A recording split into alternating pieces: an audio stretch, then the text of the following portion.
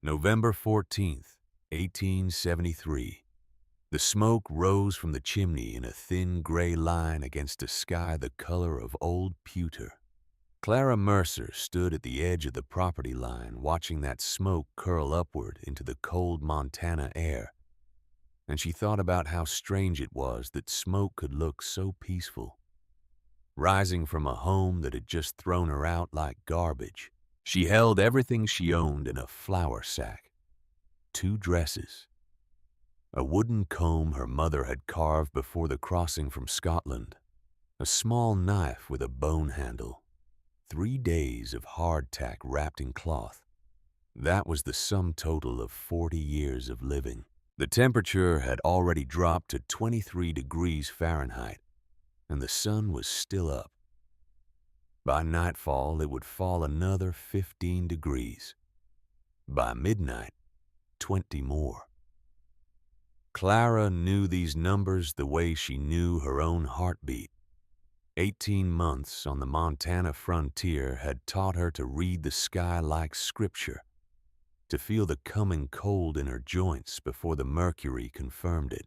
Her sister Margaret stood in the doorway of the cabin. She would not look at Clara. She kept her eyes fixed on something in the middle distance, some imaginary point where she did not have to see what her husband had done, what she had allowed to happen. The accusation had been simple enough. 3 silver dollars missing from the household tin. Henry Mercer had counted them himself that morning. Counted them again in front of Clara, made sure everyone saw the empty spaces where the coins should have been. His word against hers. But Henry's word carried weight in this territory. Henry had been here since '68. Henry had survived 2 winters that killed lesser men. Henry knew the territorial judge personally drank whiskey, with the land assessor had shaken hands with the governor during the railroad survey of '71. Clara was just a widow, a Scottish immigrant with an accent that still marked her as foreign after 20 years in America. A woman without a husband, without children, without anyone to speak for her. The theft accusation was a lie. Clara had never touched that money. She knew it, and somewhere behind those averted eyes, Margaret knew it too. But knowing the truth and speaking the truth were different things on the frontier. Margaret had made her choice. She had chosen survival over blood, chosen the man who owned the land over the sister who had helped her survive childbirth, who had nursed her through fever, who had held her hand during the long nights when the wolves howled too close to the cabin walls. Clara understood the arithmetic of that choice. She hated it, but she understood it. What Margaret could not admit, what Henry would never say aloud, was the real reason Clara was standing here with a flour sack and nowhere to go. The land. Robert Mercer had died 18 months ago. Clara's husband, Henry's younger brother. He had frozen to death checking trap lines during a February cold snap, found 3 days later, curled against a cottonwood trunk, like he was just taking a nap.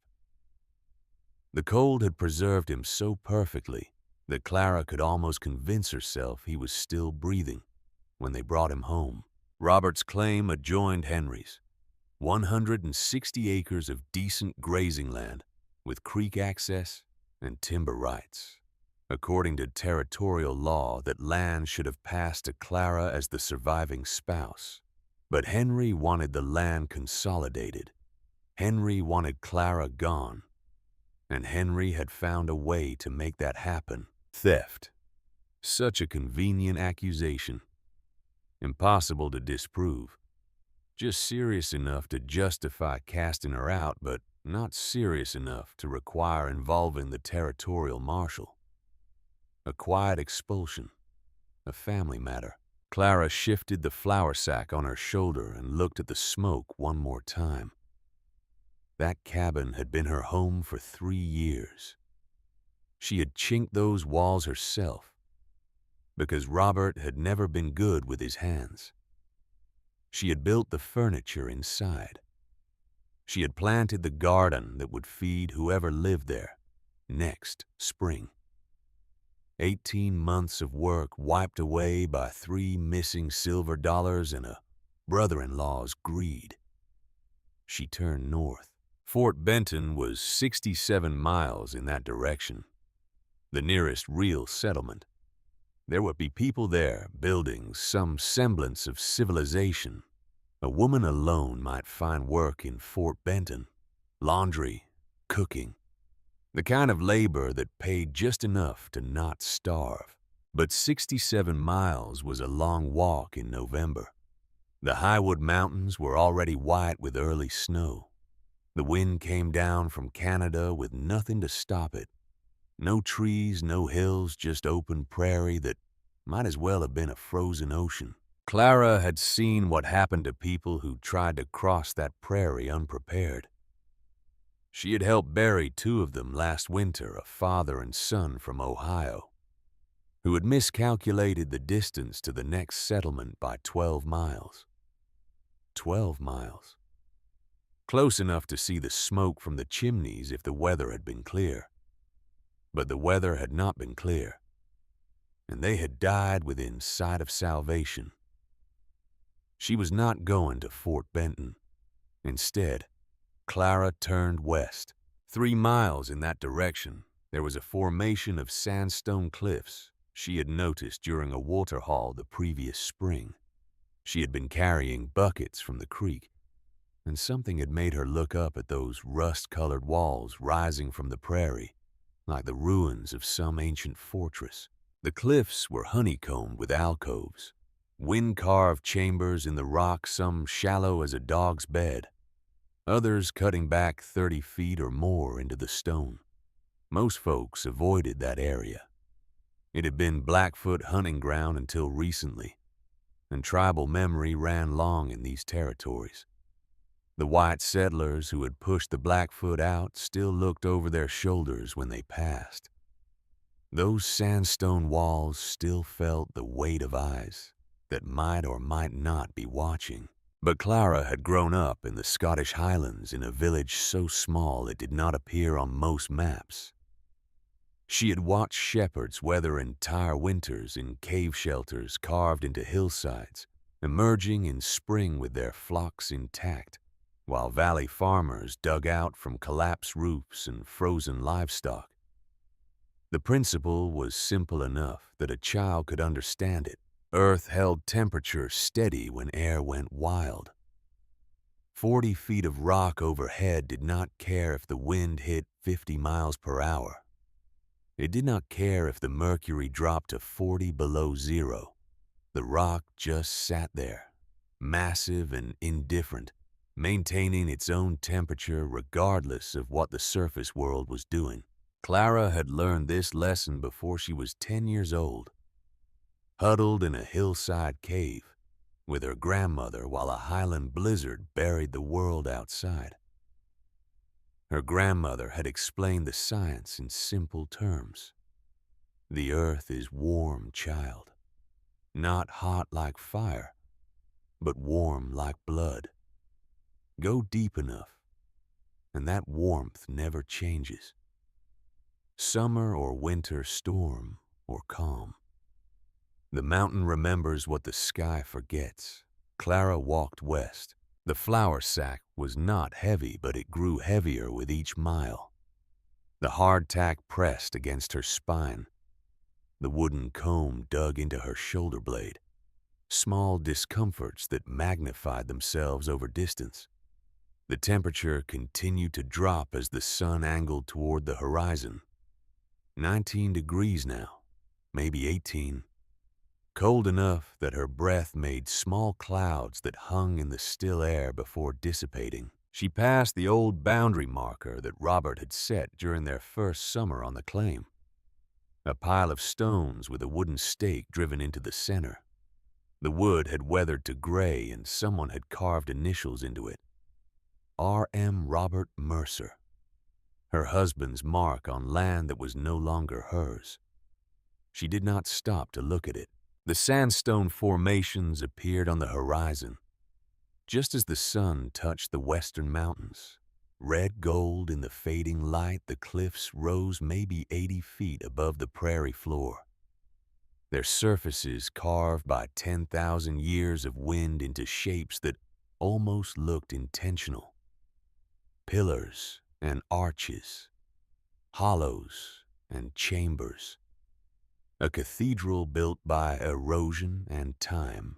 Clara approached the base of the formation as twilight settled over the basin. The temperature had dropped to 15 degrees. Another hour, and it would be in single digits. Another 2 hours, and she would be dealing with temperatures that could kill an unprepared person in less than 30 minutes.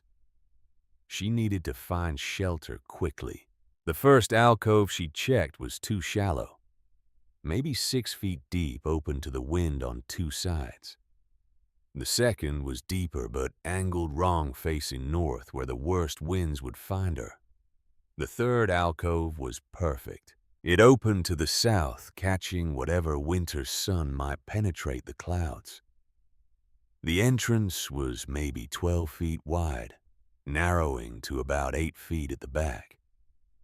The chamber cut back into the rock roughly 22 feet, far enough that the last 5 feet existed in permanent shadow. Clara stepped inside and felt the temperature change immediately. Outside, the air bit at her exposed skin, found the gaps in her clothing, worked its way through the weave of her shawl to the flesh beneath. Inside the cave, the air was still. Not warm exactly, but absent the predatory chill that characterized the open prairie. She walked deeper into the chamber, one hand trailing along the sandstone wall. The rock felt almost neutral to the touch. Not cold like metal or ice, not warm like anything living. Just there, present. Indifferent to her survival, but not actively hostile to it. The ceiling varied from about 7 feet at the entrance to barely 5 at the back. The floor sloped gently upward toward the rear of the chamber, which suited her purposes perfectly. Heat rises. Cold settles. Any shepherd's child knew that. If she slept at the back of the cave at the high point of that sloping floor, she would be sleeping in the warmest air the chamber had to offer. The cold would pool near the entrance, and she would be above it, breathing air that her own body heat had helped to warm. Clara set down her flour sack and stood very still for a moment, letting her senses adjust to this new space. The silence was remarkable. Not the silence of an empty room where small sounds still penetrated from outside. This was deeper than that. The silence of stone. The silence of a space that had existed for millions of years before humans walked this continent, that would exist for millions of years after the last human was gone. She could hear her own heartbeat. She could hear the blood moving through her veins. She could hear mice somewhere in the walls of the cave, tiny creatures going about their business in cracks and crevices invisible to human eyes. And she could hear very faintly the wind beginning to rise outside. That first night, Clara did not sleep so much as endure.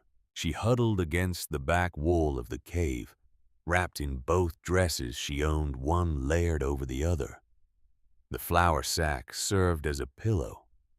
The wooden comb pressed uncomfortably into her hip, but she did not move it. She did not want to move at all. Every adjustment cost body heat, and body heat was currency she could not afford to spend. The coyotes started singing around midnight.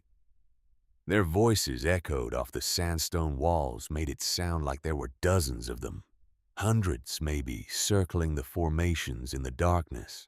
Clara knew the sound was exaggerated by the acoustics of the cliffs. But knowing did not make it less unsettling. She had nothing to make fire with, no flint, no steel.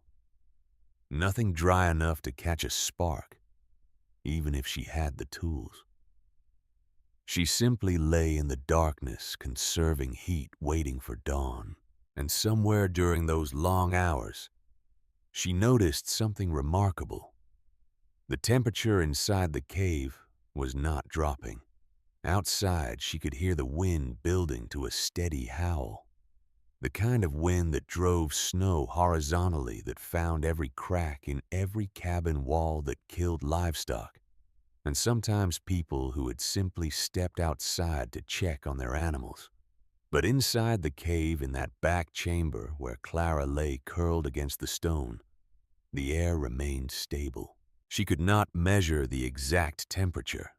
She did not have a thermometer, and even if she had, the darkness would have made reading it impossible. But she knew cold. She had lived with cold her entire life, first in Scotland, and then here on the Montana frontier. She knew the difference between dangerous cold and merely uncomfortable cold. The air inside the cave was uncomfortable, but not dangerous. She guessed it was somewhere in the mid-40s. Cold enough that she could see her breath if there had been light to see by.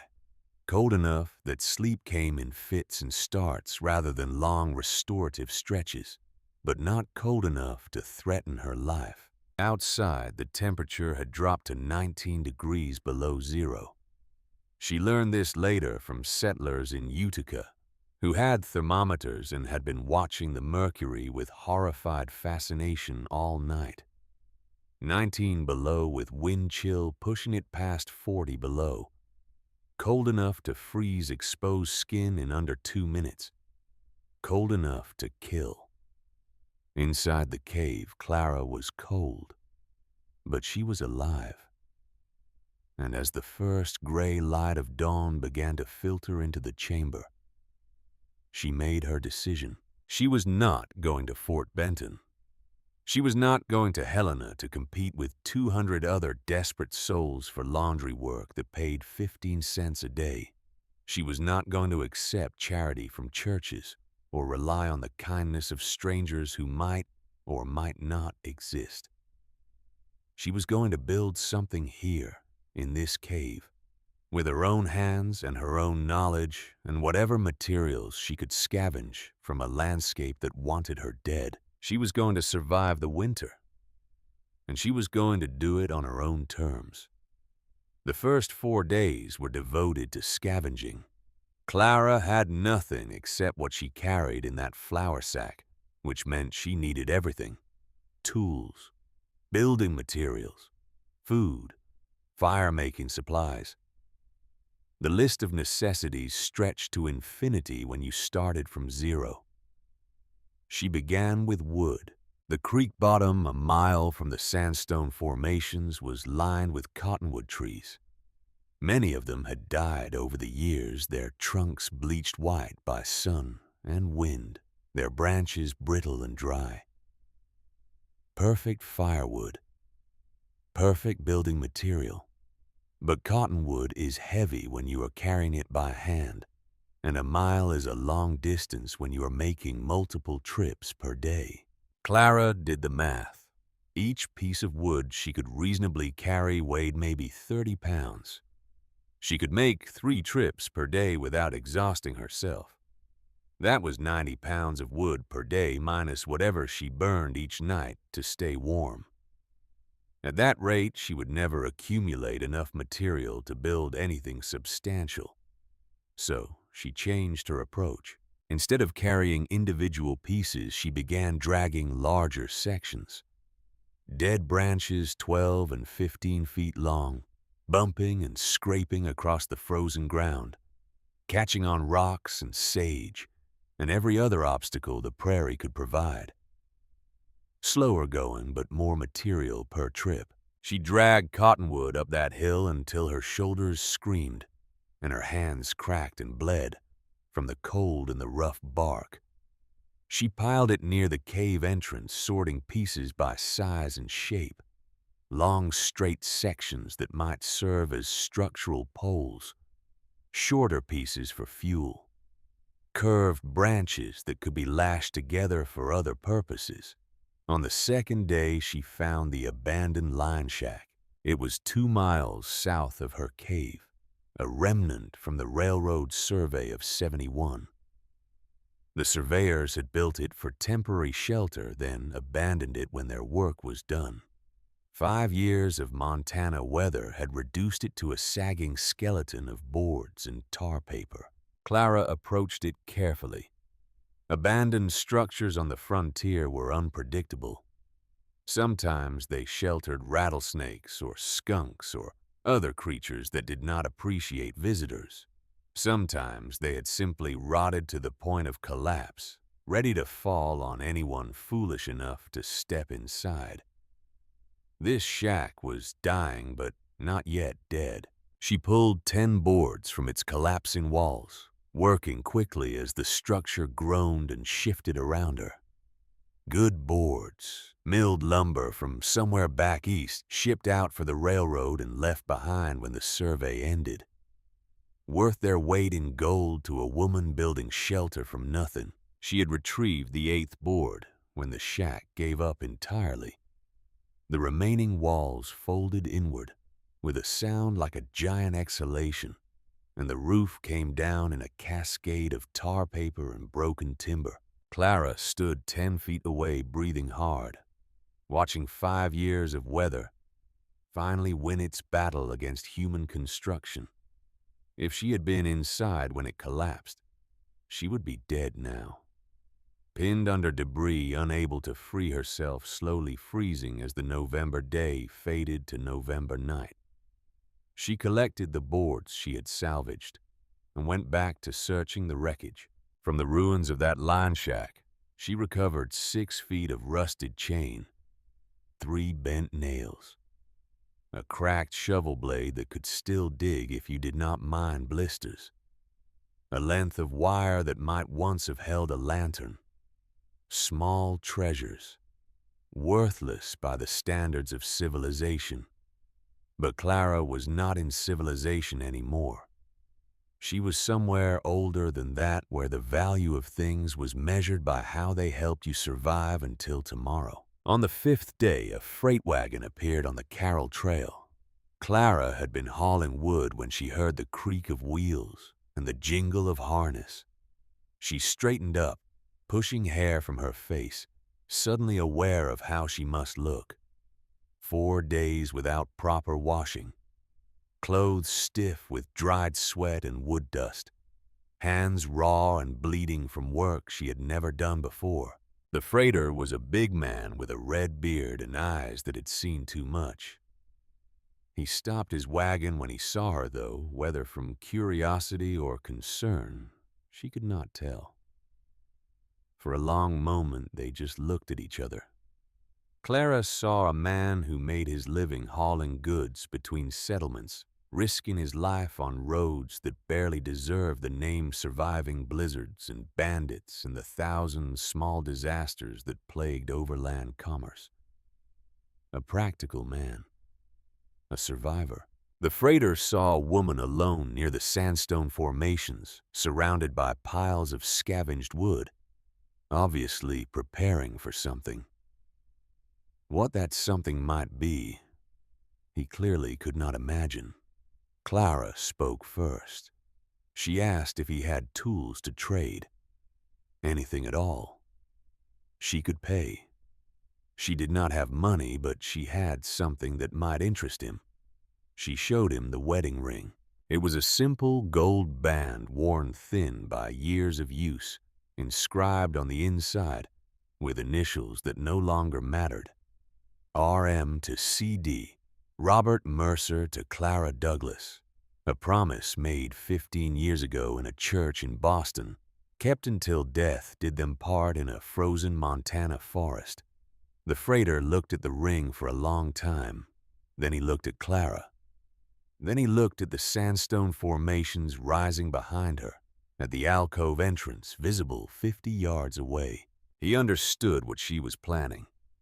She could see the comprehension in his eyes, followed immediately by certainty that she would fail. The tools he had were poor.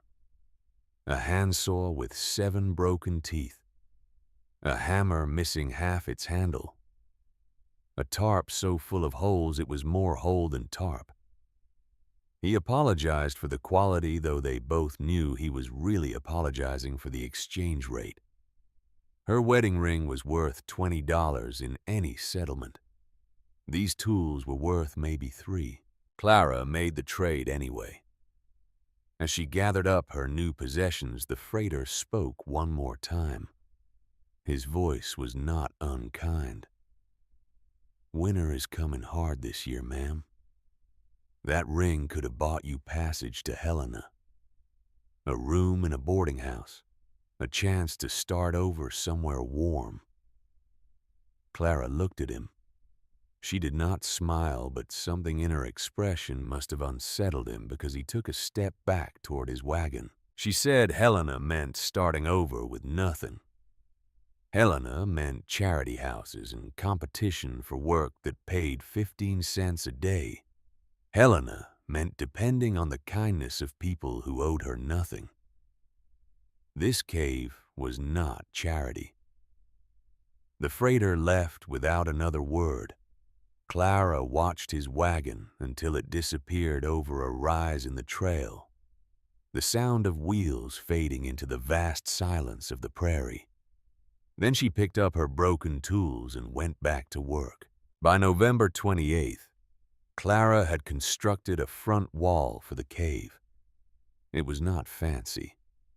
Vertical cottonwood poles set 18 inches apart, gaps chinked with clay from the creek bank, mixed with dried grass. The whole structure braced by horizontal stringers, lashed with strips cut from her husband's old leather belt. She left a doorway on the south side 3 feet wide, covered it with the tarp weighted by rocks along the bottom edge. Not a proper door, but it blocked the wind, and blocking the wind was more important than aesthetics. But one wall was not enough. Clara had watched her grandmother build winter shelters in the Highland caves. One wall stopped the wind, but wind was only half the problem. The other half was heat loss through convection. Air currents that carried warm air out and brought cold air in, constantly cycling the temperature toward equilibrium with the outside world. Her grandmother's solution had been elegant in its simplicity. 2 walls, an outer wall to stop the wind and an inner wall 8 feet behind it. The space between the walls created a dead air zone, a buffer that trapped heat. The way still water holds warmth better than moving water. Clara built that second wall. It took 3 more days of work. More cottonwood poles. More clay and grass chinked into every gap. Another doorway offset from the first so that air could not flow straight through. The result divided the cave into 3 zones.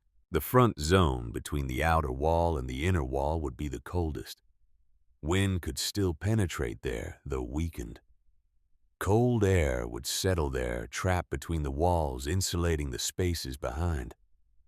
The middle zone between the inner wall and the rear of the cave would be warmer. This was where she would spend her days, where she would work and cook and exist. The rear zone, the last 5 feet of the chamber where the ceiling dropped to 5 feet, and the floor rose to its highest point, would be warmest of all.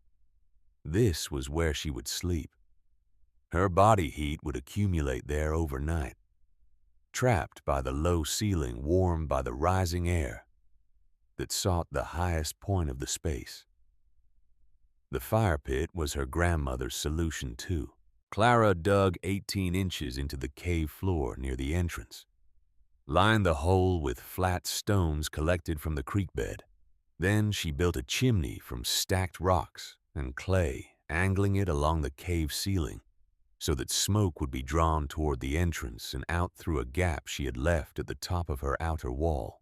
The principle was the same one the Romans had used 2,000 years ago, the same one Highland shepherds had used for centuries. Fire heats stones. Stones hold heat. Long after the fire dies, the stones continue radiating warmth into the space. She had watched this system work in her grandmother's cave. One good fire banked with hardwood coals could keep the stones warm for 8 or 9 hours. All night, in other words. You went to sleep with dying embers and woke to a space that was still comfortable, still survivable, while the world outside froze solid. The first fire she lit in that pit burned unevenly. Too much air from one direction, not enough from another. Smoke leaked into the living space before being drawn toward the chimney. Clara spent an hour adjusting the stone arrangement, widening a gap here, closing one there, until the airflow finally stabilized. By midnight, the fire had burned down to coals. Clara banked them with ash, went to the rear chamber, and lay down to sleep. When she woke 7 hours later, the stones were still warm. The rear chamber had held at perhaps 50 degrees all night. Not comfortable by the standards of a heated home, but comfortable enough to sleep without constant shivering. Comfortable enough to wake rested, rather than exhausted. She had done it. She had built a functional shelter from nothing except scavenged materials, and the knowledge her grandmother had given her 50 years ago in a different country, on a different continent, in a different life entirely. Clara stood in the entrance of her cave that morning and looked out at the frost-covered prairie. The temperature was maybe 5 degrees. The wind had died overnight, leaving the landscape still and glittering in the early sun. Smoke rose from her chimney in a thin gray line, just like the smoke from Henry's chimney, the smoke from the home that had thrown her out like garbage. But this smoke was different. This smoke was hers. She had built the fire that made it. She had constructed the chimney that carried it into the sky. Every piece of wood, every stone, every handful of clay and dried grass represented hours of work and miles of walking and skin worn raw from labor. This was not charity. This was earned. The settlement at Utica was 12 miles east. Word traveled slowly in the Montana Territory, but it traveled. By the second week of December, people had heard about the woman living in a cave near the sandstone formations. Most folks did not know what to make of it. A woman alone was unusual enough. A woman alone who had chosen cave dwelling over the relative safety of a settlement was something else entirely. Eccentric at best, insane at worst. Certainly unsuitable for polite company. Samuel Hendricks rode out to see her on a gray December afternoon. Big Tom, people called him, though he was not particularly big. He had homesteaded this region in '68, survived 2 winters that had killed men stronger and more prepared than him. His opinion carried weight in the basin.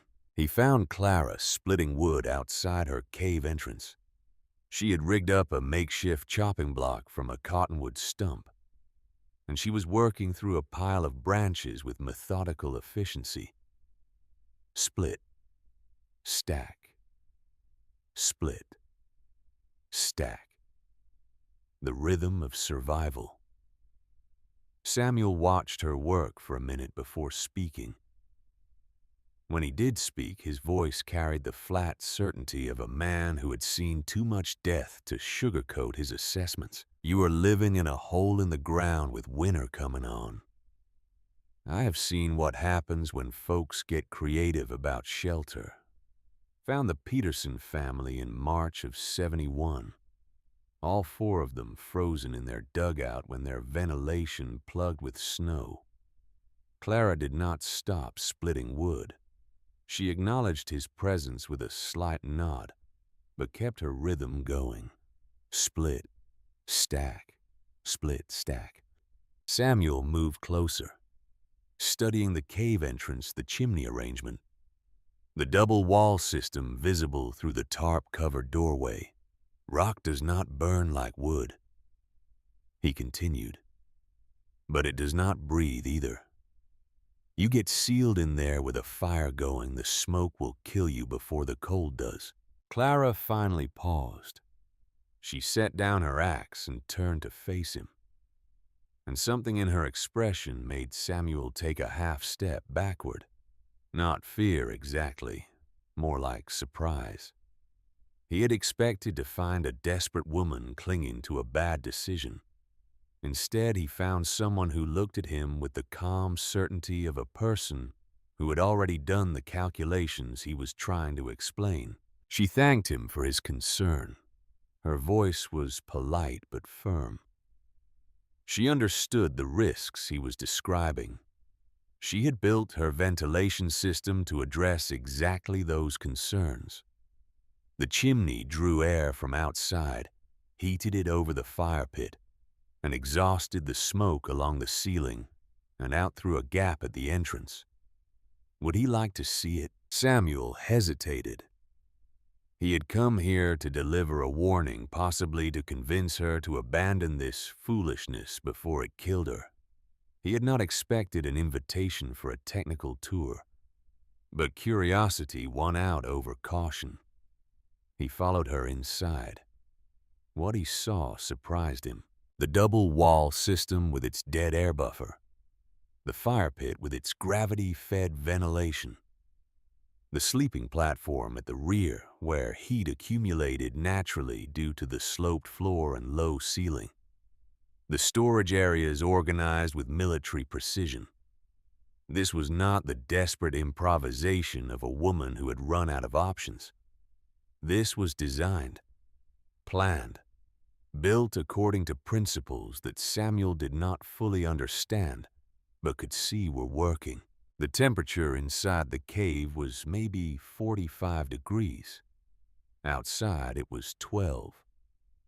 That differential did not happen by accident. Samuel spent 20 minutes examining the setup. He asked questions. Where had she learned this? How long had it taken to build? What were the limitations? Clara answered patiently. She showed him the stones that held heat overnight. She explained the double wall concept. She described the temperature monitoring she had been doing, tracking how the cave responded to different weather conditions. By the time Samuel left, his assessment had changed. He still thought she was taking a significant risk. He still believed there were safer options.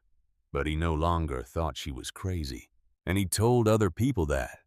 Over drinks at the Mercantile in Utica, over meals with neighboring homesteaders, and conversations with travelers passing through. The woman in the cave knows what she is doing. Strange choice, but not a stupid one. Might actually work. Father Thomas Brennan came a week later. He was a young priest new to the territory, still carrying the soft hands and certain faith of seminary training. He had heard about Clara from his parishioners, and he felt obligated to offer assistance. What he found disturbed him on a level that had nothing to do with physical survival. "My child," he said, standing in the entrance of her cave, "this is not shelter. This is desperation. A woman alone in a cave 3 miles from the nearest Christian soul."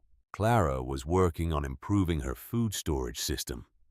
She had discovered that the deep rear section of the cave maintained an almost constant 45 degrees, perfect for keeping vegetables and dried meat from spoiling.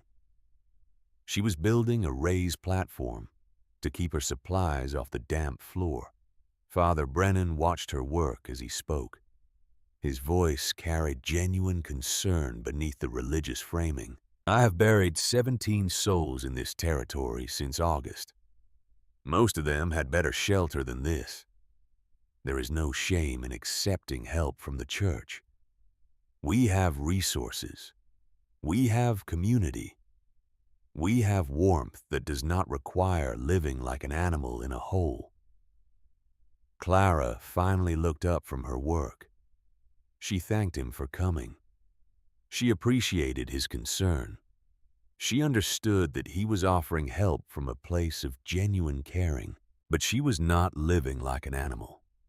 She was living like a person who had been forced to choose between dependence and self-reliance, between charity and dignity. She had chosen dignity, and she was warm. Her cave stayed between 45 and 50 degrees, while the outside temperature fluctuated from 10 above to 20 below.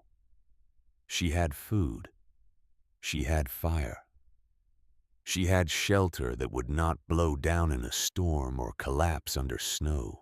What she did not have was company. But company had betrayed her. Company had thrown her out with nothing when a man's greed mattered more than a woman's innocence. Perhaps she suggested Father Brennan could pray for her. That seemed like something the church might offer, without requiring her to give up everything she had built. The priest left an hour later. He did not look happy, but he did not push further. December deepened into the kind of cold that had weight and presence that filled every unprotected space, like water filling a vessel. Clara continued her work. She improved the fire pit system, adding a second ring of stones that could be heated, and then moved to the sleeping area, providing localized warmth during the coldest nights. She expanded her wood supply until the front chamber was stacked waist-high with split cottonwood. She experimented with different insulation materials for the walls, finding that dried grass mixed with cottonwood bark worked better than clay alone. Each improvement was small. Each improvement was hard-won. Each improvement represented another step away from the woman she had been when Henry Mercer threw her out with $3 silver worth of lies. On the last night of December, Clara stood in the entrance of her cave and watched the stars wheel overhead. The temperature was 15 below zero. The wind was calm. The prairie stretched away in all directions, silver and shadow under a moon just past full. From somewhere in the Highwood Mountains, 15 miles away, she could hear wolves calling to each other. Their voices carried perfectly in the still air a reminder that she was not alone in this landscape, that other creatures were out there, surviving the same cold in their own ways. She thought about Margaret, about Henry, about the cabin that used to be her home. She thought about the smoke rising from that chimney on the day they had cast her out. How peaceful it had looked. How false that peace had been. She thought about her grandmother in Scotland teaching a little girl about caves and survival, and the warmth that stone could hold. She thought about Robert frozen against a cottonwood trunk because he had trusted his own judgment more than he should have.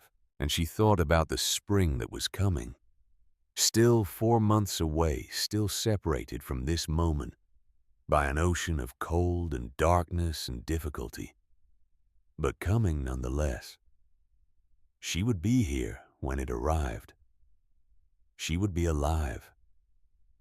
She would be strong. She would have built something from nothing with her own hands, and her own knowledge and her own stubborn refusal to die just because the world expected her to. The cave was warm behind her. The fire pit stones were radiating heat they had absorbed hours ago. Her sleeping platform waited in the rear chamber, raised above the cold floor, positioned where the warmest air naturally accumulated. Outside, the temperature would continue to fall until it bottomed out around 3 in the morning at maybe 25 below. Cold enough to freeze exposed flesh in 60 seconds. Cold enough to kill anyone caught in the open without shelter. But Clara would not be in the open. She would be inside her cave, inside her walls, inside the shelter she had built from cottonwood and clay, and the wisdom of a grandmother dead 30 years now. She had been thrown out before winter. She had built a cabin in the cave. And she was going to survive. December came down from the north like an invading army. The temperature dropped below zero on the 8th and stayed there for 6 consecutive days. Not the kind of cold that made you uncomfortable. The kind of cold that made you dead if you miscalculated anything at all. Clara woke each morning in the back of her cave, where the air held steady at 51 degrees. She would lie there for a moment, wrapped in her blankets, feeling the relative warmth of that rear chamber press against her skin like a promise kept. Then she would rise and walk forward through her shelter, moving through the temperature zone she had created. The middle chamber between her inner and outer walls held at 44 degrees. Residual heat from the previous night's fire pit. Stones kept it there, radiating warmth long after the flames had died to ash. The front chamber between the outer wall and the cave entrance was colder, maybe 38 degrees. Cold enough that her breath made clouds, but warm enough to work without gloves. Warm enough to think clearly. Then she would push aside the tarp covering the entrance and step outside into air so cold it turned her breath to ice crystals before they could rise. 19 below zero, 22 below, 27 below. The differential was staggering. Inside her cave, life was possible. Uncomfortable, but possible. She could work, think, plan, survive. Outside, death waited with the patience of something that had all the time in the world. Clara began to understand something during those December days. Something about the relationship between effort and survival that she had never fully grasped before. Every piece of wood she had dragged up that hill was paying dividends now. Every stone she had carried from the creek, every handful of clay she had mixed with dried grass to chink the gaps in her walls. All of that labor performed during the relatively mild days of late November was keeping her alive now that the real cold had arrived. Survival was not something that happened in the moment of crisis. Survival was something you prepared for in advance, or you did not survive at all. The fire pit system worked better than she had hoped. One good burn each evening using the driest cottonwood she had, feeding the flames until the stones glowed orange with absorbed heat. Then, she would bank the fire with ash, reducing it to embers that would continue radiating warmth for another hour or two. The stones themselves would stay warm for 8 or 9 hours, slowly releasing their stored heat into the cave air. She had insulated the rear sleeping chamber by hanging her tarp as a secondary ceiling, creating a pocket of trapped air between the tarp and the stone above. That simple addition raised the temperature another 4 degrees. Small numbers that meant the difference between sleeping and shivering. Condensation from her breathing froze on the tarp's underside during the coldest nights, forming a thin layer of frost that she scraped off each morning and melted for washing water.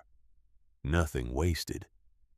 Her grandmother had taught her that principle in a different language, a different century, but it crossed oceans and decades without losing any of its truth. Food was the harder problem.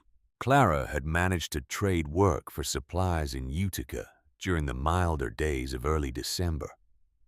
Mucking stables, hauling water, jobs that paid in flour and salt pork rather than cash. She had set snares along the creek, caught 3 rabbits in 2 weeks. Not enough. A woman needed 2,000 calories minimum to maintain weight during hard winter labor. The rabbits gave her maybe 600 calories total. The flour and salt pork would last through January if she rationed carefully, maybe into early February. After that, things would get interesting. But she would solve that problem when she reached it. Right now, the immediate challenge was staying warm enough to function. And she was meeting that challenge every single day. The cave's thermal properties would have pleased an engineer. The sandstone absorbed heat during the day, not from sunlight which barely penetrated past the entrance, but from her fire pit, and from her own body heat in the sealed rear chamber. The stone acted as a massive thermal battery, charging during the warmer periods and discharging slowly overnight. The result was maybe 3 degrees of temperature swing inside the cave, compared to the 40-degree swings that folks in Utica dealt with in their wooden cabins. 3 degrees meant the difference between waking comfortable and waking to frozen water buckets. It meant being able to work inside without constantly fighting shivers that made fine motor control impossible. But temperature regulation was only one thing the cave offered. The other thing was silence, not the quiet of an empty room where small sounds still penetrated from outside. This was profound silence. The absence of wind noise that defined every wooden structure on the Montana frontier. 20 feet back from the entrance, sound dampened to nothing. Clara could hear her own heartbeat. She could hear mice moving through cracks in the stone walls. She could hear on still nights wolves howling in the highwood peaks 15 miles away, their voices carrying across the frozen prairie with perfect clarity. The silence became its own comfort, a reminder that she had built something solid enough to exclude the chaos outside. Stone did not creak in the wind. Stone did not rattle when gusts hit 50 miles per hour. Stone just sat there massive and ancient, doing what it had done for 10 million years before humans arrived, and would continue doing for 10 million years after humans were gone. Clara began to feel something she had not expected to feel in this place of exile and desperation. Peace. Eric Lindquist arrived on December 19th. Clara was working near the cave entrance, splitting wood for the evening fire, when she heard footsteps crunching through the frozen snow. She straightened up, one hand moving automatically toward the small knife she kept at her belt.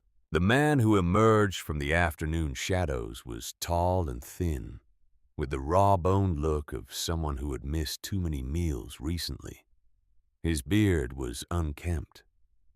His clothes were damp despite the cold, and his eyes had the particular hollow expression of a person who had run out of good options.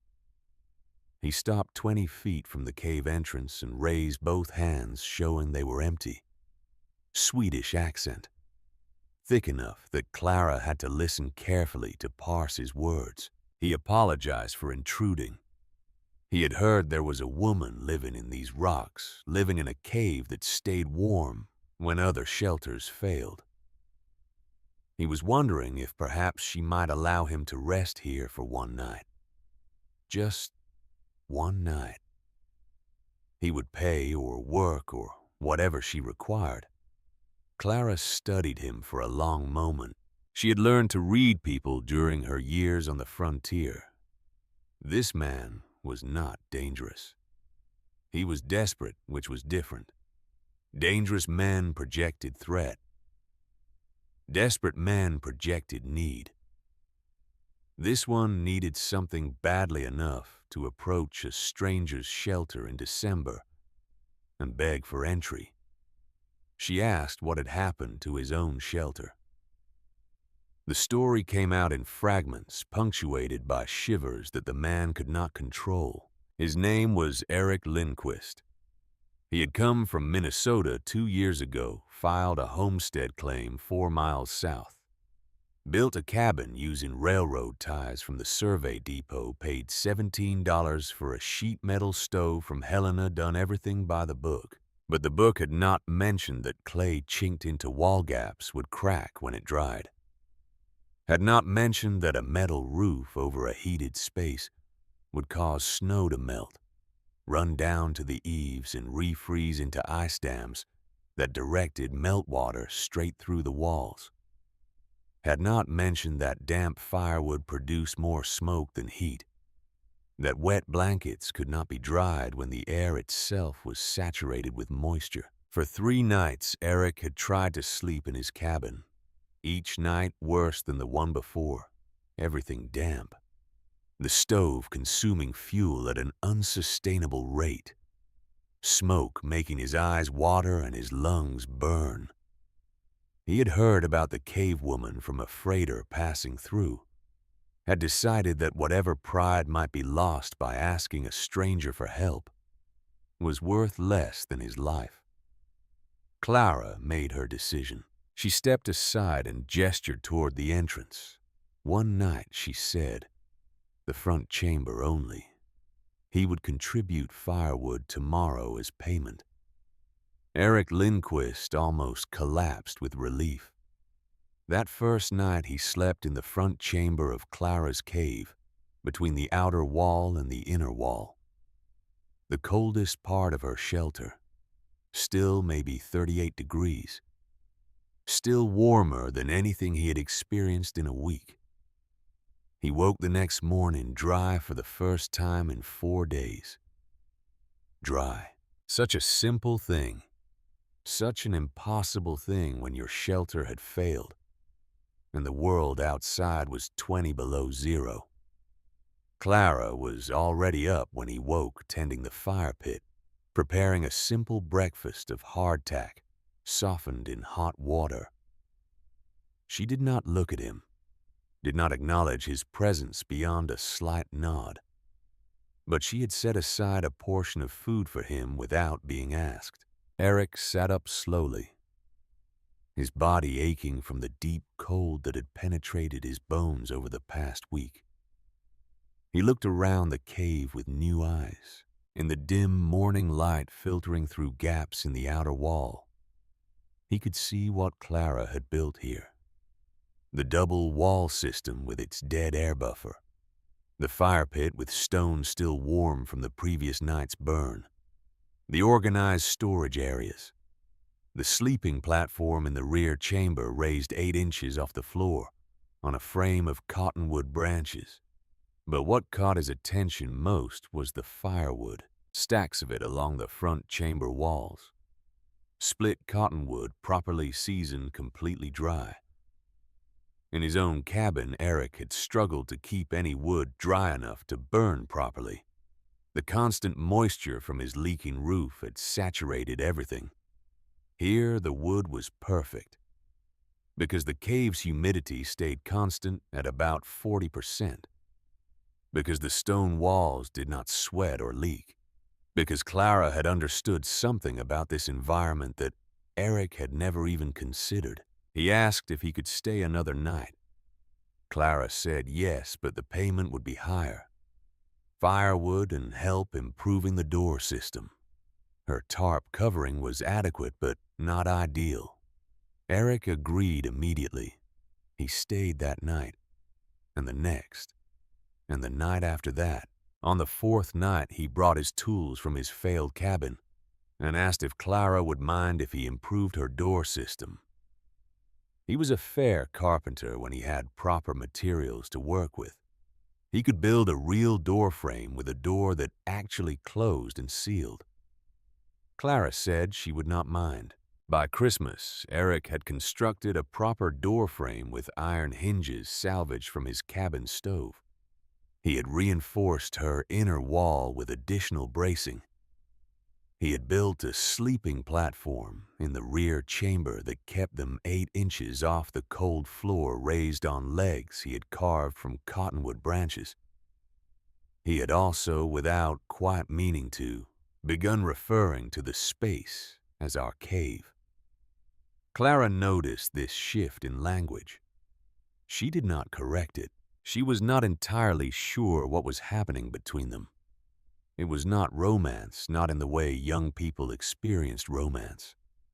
They were both too old for that, too marked by loss and hardship, to pretend that attraction alone could sustain a partnership. What they had was something else, something more practical, and perhaps more durable. Mutual respect, complementary skills, a shared understanding that survival on this frontier was easier with 2 than with 1. Eric worked hard. He did not complain. He split firewood with an efficiency Clara could not match, his long arms and broad shoulders generating power that her smaller frame could not replicate. He also had resources she lacked. His homestead claim was still valid, which meant he had legal access to supplies and materials that Clara could only scavenge. The railroad ties from his failed cabin, the sheet metal stove that could be relocated, tools and implements accumulated over 2 years of frontier living. In exchange, Clara offered something equally valuable: knowledge.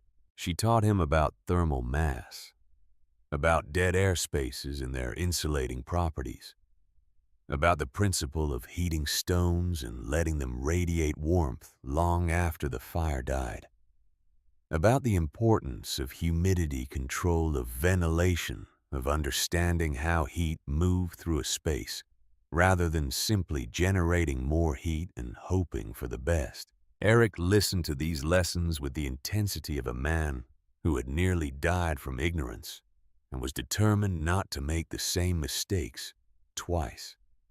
They divided the cave into separate spaces because propriety mattered even in survival situations. Eric slept in the middle chamber. Clara slept in the rear. They shared meals and labor, but maintained the formal distance appropriate to 2 unmarried people living in close quarters. The settlement at Utica developed opinions about this arrangement. Some folks thought it was scandalous. A woman and a man living together unwed, even if they claimed to maintain separate sleeping areas. The frontier had standards, they argued. Christian standards. Civilization did not survive by abandoning propriety. Other folks were more pragmatic. The frontier killed people who put propriety above survival. If sharing a cave kept 2 people alive through the winter, then the cave sharing was a good thing, regardless of what anyone's grandmother might have thought about it. Samuel Hendricks, who had warned Clara about the Peterson family, fell into the pragmatic camp. He had watched Clara's shelter through the early December cold snap, had heard reports from the freighters who passed through, had done his own assessment of the temperature differentials she was maintaining. By mid-December, his opinion had evolved. If you get caught between here and Utica after dark, he began telling travelers, head for the Mercer Cave. 3 miles west, sandstone formations, you cannot miss it. Warmest shelter between Fort Benton and Helena. I will fight anyone who says different. Father Thomas Brennan evolved more slowly, but he evolved. He visited the cave again in late December, found Clara and Eric working together on a storage system for their combined food supplies. He watched them interact, noting the mutual respect, the easy cooperation, the complete absence of the desperation he had seen during his first visit. This is not what I expected to find, he admitted. Clara asked what he had expected. 2 people slowly freezing to death while pretending their situation was sustainable. Instead, I find something that looks almost comfortable. He paused, choosing his words carefully. I would still prefer you were in town under proper shelter within reach of the church's support. But I can no longer call this desperation. What would he call it? Father Brennan thought for a moment. An innovative application of old-world principles to new-world challenges. Clara allowed herself a small smile. That was priest talk for admitting he had been wrong without quite saying so directly. She would take it. The real test came on December 19th. Eric had gone to Utica that morning to purchase supplies. The weather had been cold but manageable for 2 weeks. Daytime temperatures around 18 degrees, nights dropping to maybe 5 below. Unpleasant but survivable. He should have been back by noon. By 1 in the afternoon, Clara began watching the horizon. By 2, she noticed the sky changing. That particular shade of yellow-gray that meant serious trouble was coming. Barometric pressure dropping. Temperature already falling faster than it should. By 3, it was snowing. Not the gentle snow of a normal winter day, but horizontal snow driven by wind that had come from nowhere and was building with every passing minute. By 4, visibility had dropped to maybe 6 feet. The temperature had crashed to 11 below zero and was still falling. Wind gusts were hitting 40 miles per hour, driving the wind chill down past any number Clara wanted to calculate. Eric was still not back. Clara stood at the cave entrance, wrapped in every layer she owned, watching the world disappear into white static. She ran calculations in her head. 12 miles to Utica. If Eric had left at noon, he would be roughly halfway home by now. If he had left at 1, he would be about 8 miles out. If he had waited in town for the storm to pass, he would be safe in Utica, and she would be alone with her worry. But Eric was not the waiting type. Eric was the type to trust his own strength and navigation skills. The type who figured he could push through weather that would stop lesser men. The type who had tried to winter in a railroad tie cabin and ended up sleeping in someone else's cave because his confidence had exceeded his competence. Clara made her decision at 6 in the evening. She could not go looking for him, not in this weather. Not with visibility measured in feet, and temperatures that would kill her in 30 minutes if she became disoriented. Going out there would not save Eric. It would just add another body to whatever count this storm was accumulating. But she could prepare. She built up the fire pit until the stones glowed orange, hung extra tarps across the entrance to create a windbreak, set water to heat for coffee, for washing, for whatever medical purposes might be required. Then, she walked to the entrance and started listening. Between wind gusts in those brief moments when the howling dropped to something less than deafening, she listened for anything that sounded like human movement. Footsteps, voices, the jingle of horse tack, nothing. For an hour, nothing. Then at 7 o'clock she heard the horse, not clearly.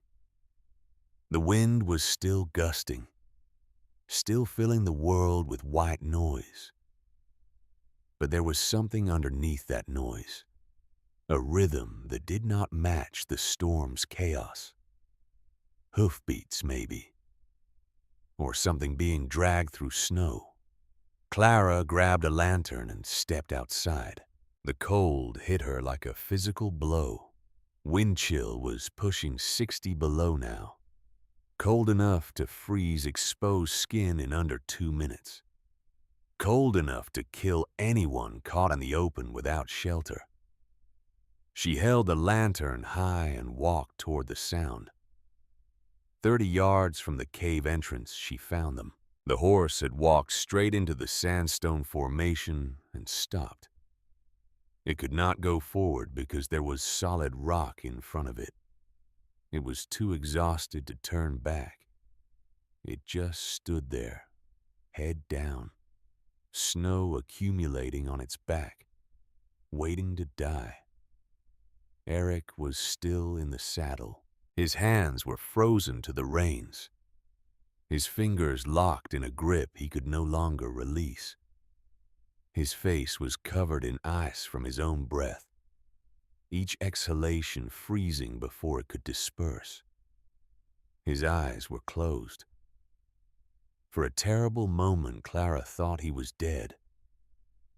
Then she saw his chest move, slight shallow but movement. She got him down from the horse, 180 pounds of unconscious weight, frozen stiff, completely unresponsive. She could not carry him. She could barely move him. But she got her arms under his shoulders and began dragging him toward the cave entrance. 30 yards. Might as well have been 30 miles. Every step was a battle against wind that tried to knock her down against cold. That was attacking her own body now against the weight of a man who could not help himself at all. She counted steps because counting gave her something to focus on. 10 steps, 20 steps. Her arms were screaming. Her lungs were burning from the cold air. 25 steps. At step 32, she reached the cave entrance. She dragged Eric inside past the windbreak tarps into the relative warmth of the front chamber. Then she went back for the horse. Leaving an animal to freeze was unthinkable. It violated every principle of frontier survival that Clara had absorbed during her years in this country. You did not waste resources. You did not let useful things die when you could save them. Also, that horse represented 3 months' wages. Eric would need it come spring. Getting the horse inside was almost harder than getting Eric. The animal did not want to move. It had given up. But Clara talked to it, pulled at its bridle, eventually got it walking forward into the cave entrance. The front chamber was crowded now. One unconscious man, one exhausted horse, one woman who had used up almost all her reserves getting them both inside. Clara allowed herself 60 seconds to rest, 60 seconds to catch her breath, to let her heart rate come down from dangerous levels, to feel the cave's relative warmth begin penetrating her frozen clothing. Then she went to work. She cut away Eric's boots with her knife. The leather had frozen stiff as iron, impossible to remove any other way.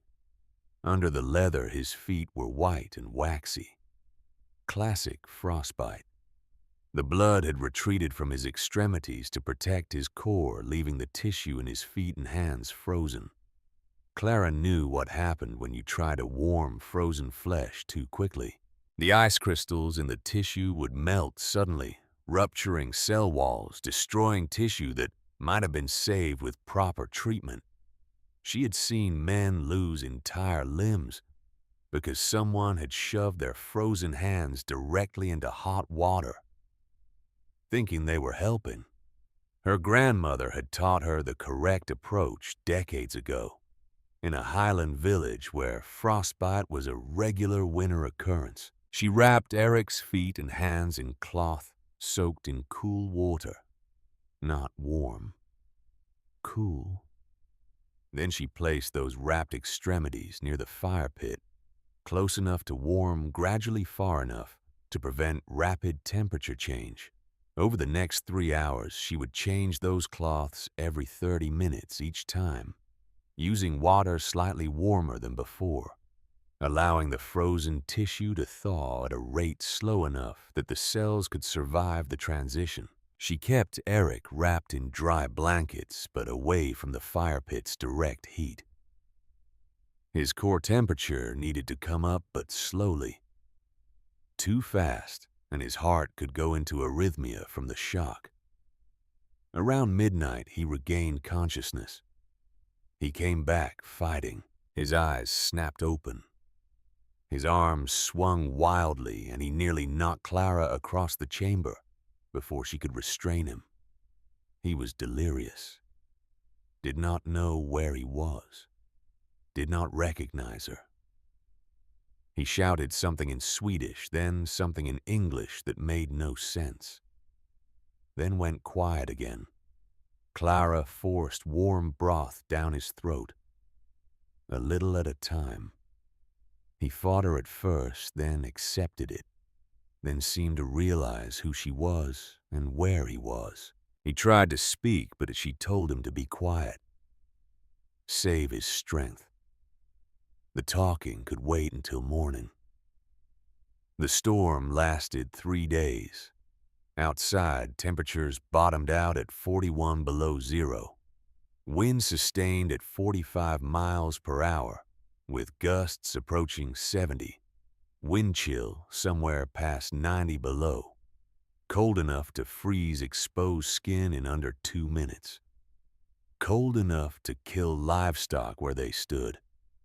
Cold enough to kill people in their cabins if the fire went out for even an hour. Inside the cave, Clara maintained her routines.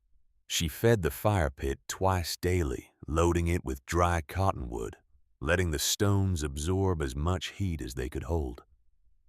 She changed the cloths on Eric's extremities, tracking the slow return of color to his flesh.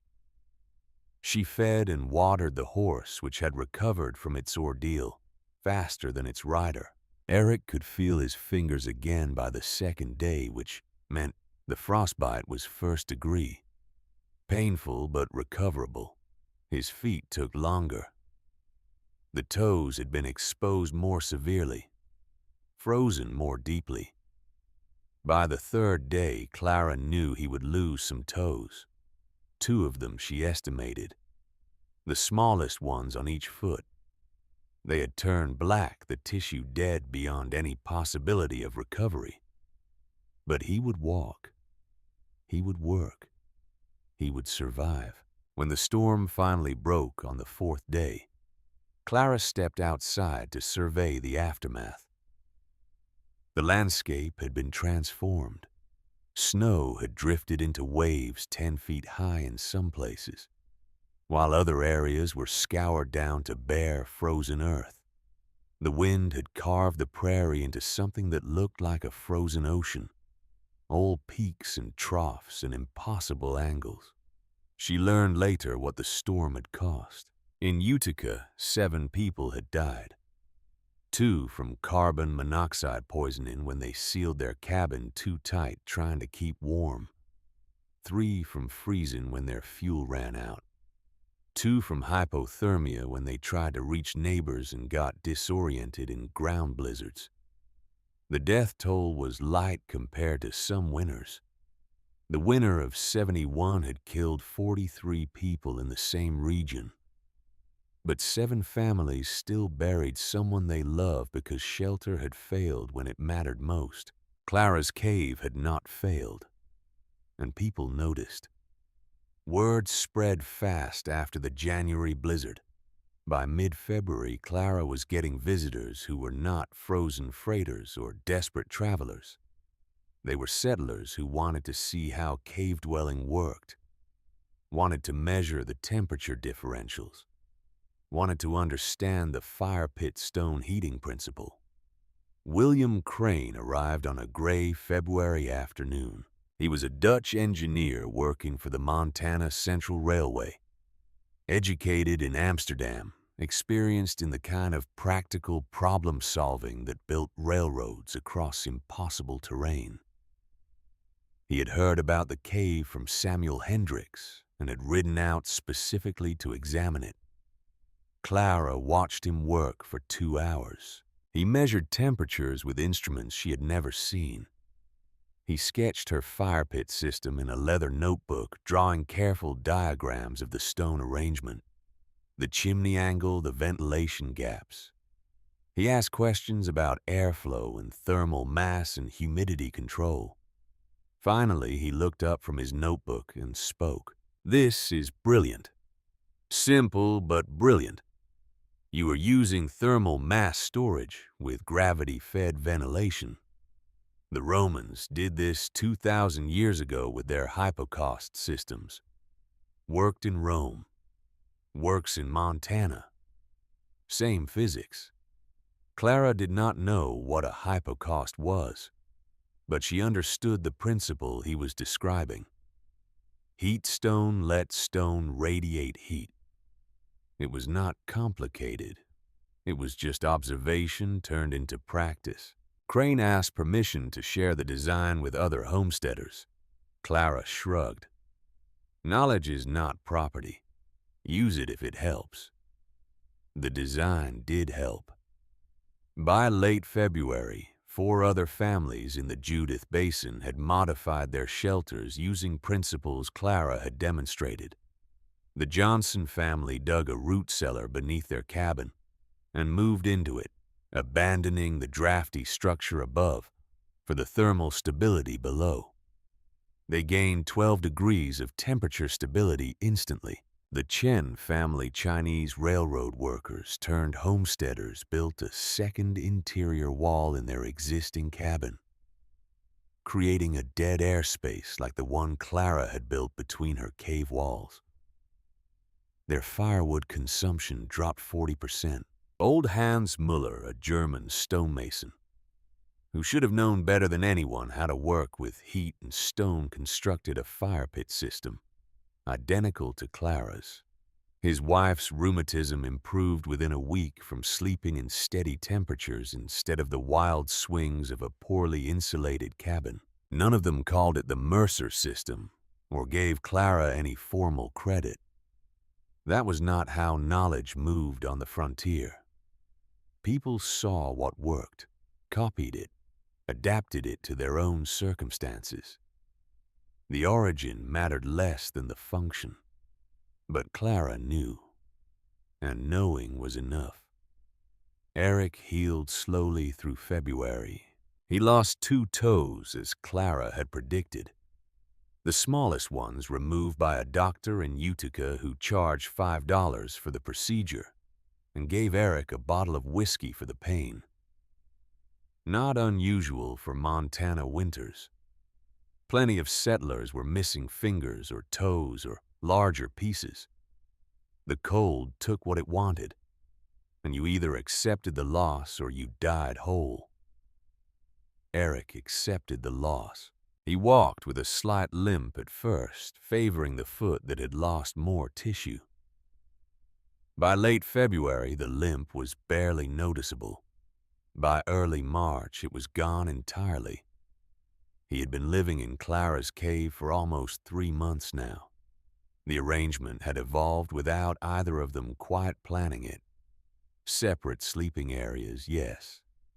Propriety maintained. But everything else was shared. Meals, labor, supplies, the thousands small decisions that made up daily life. They had developed a rhythm together. Clara Rose first tended the fire pit, started breakfast. Eric Rose second fed the horse, checked their water supply. They worked through the day on whatever needed doing, ate dinner together, then retired to their separate spaces as darkness fell. It was a good rhythm, sustainable, almost comfortable. Eric brought up the future on a cold evening in late February. They were sitting in the middle chamber near the fire pit, watching the stones glow with absorbed heat. Outside, the temperature was 15 below.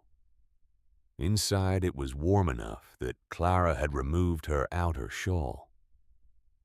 He had been thinking, Eric said, about spring, about what would happen when the snow melted and the world became passable again. Clara waited for him to continue. His homestead claim was still valid. The cabin was damaged but repairable. He had tools and materials and enough supplies to start fresh. The question was whether he would be starting fresh alone or with company. Clara understood what he was asking. She also understood what he was not asking. He was not asking about love, not asking about romance or attraction, or any of the things that young people asked about when they discuss marriage. Those things were luxuries available to people who had the security to indulge in them. What Eric was asking about was partnership, practical partnership. Two people combining their resources and skills to face a frontier that killed individuals more easily than it killed pairs. He laid out the terms plainly. He had acclaim and farming knowledge. She had engineering sense and toughness. Together they would have a better chance than either of them alone.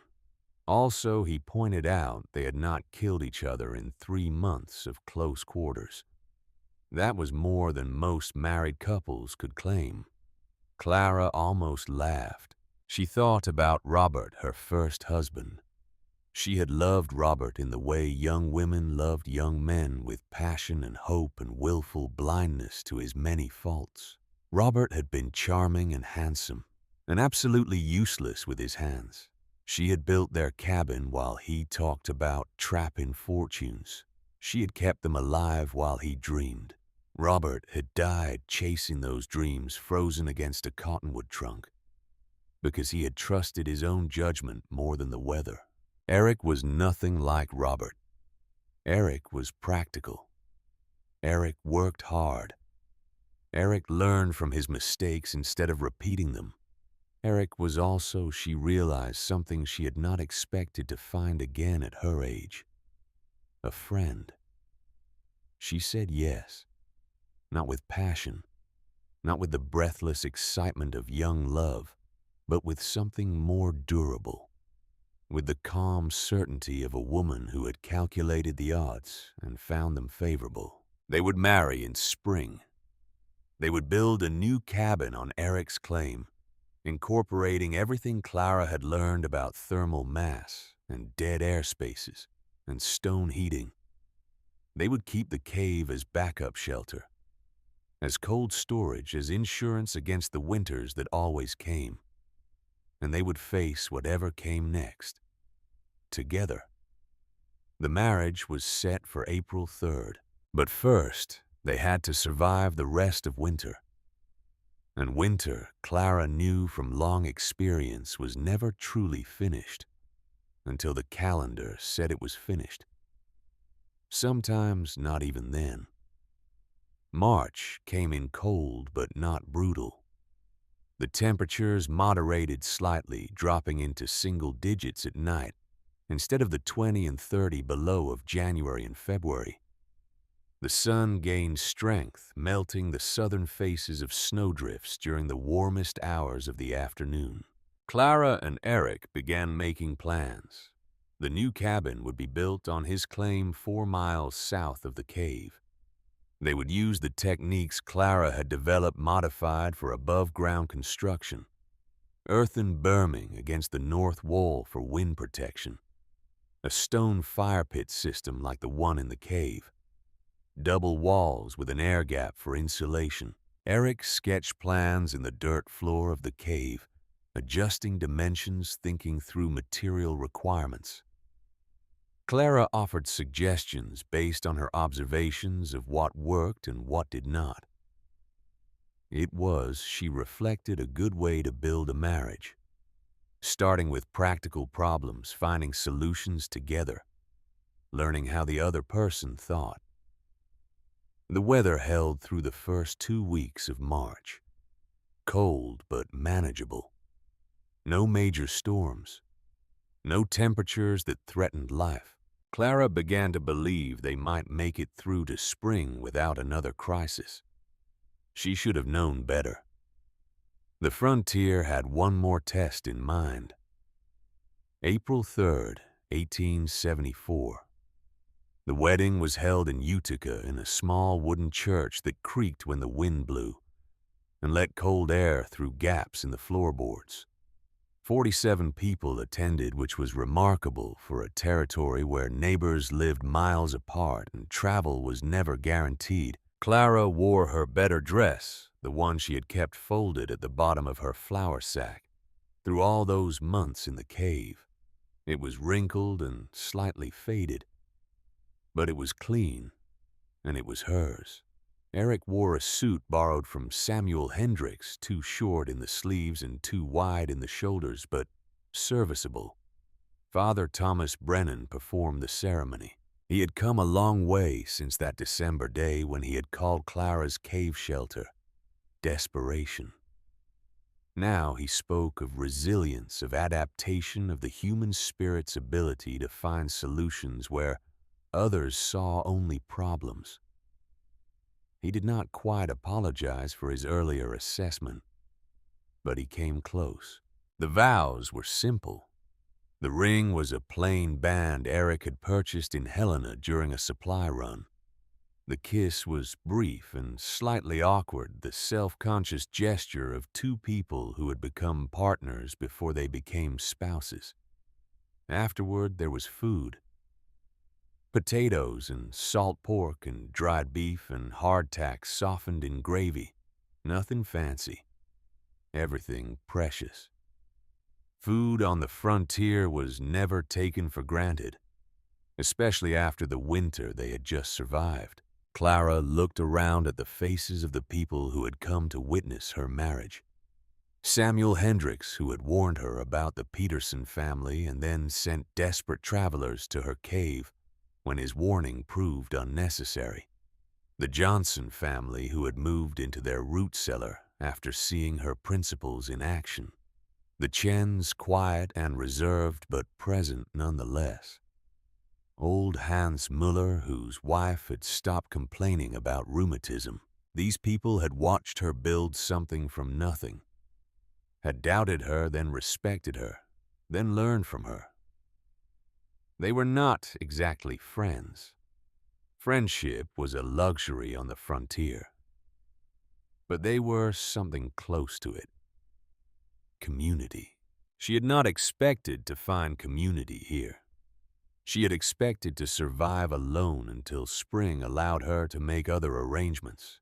Instead, she had found this: a husband. A network of people who knew her name. A place in a world that had tried to cast her out. The wedding gift from the community was lumber. Good lumber. Milled boards from the railroad depot donated by William Crane. Enough to build a proper cabin on Eric's claim, with modifications that would make it unlike any other structure in the Judith Basin. Construction began the following week. Eric's claim was 4 miles south of the sandstone formations on a gentle rise that caught morning sun and offered some protection from the worst northern winds. The failed cabin still stood there, its walls stained with water damage, its roof sagging from the weight of snow it had never been designed to bear. They did not try to repair it. They tore it down instead, salvaging what materials they could, and started fresh. The new cabin would be different.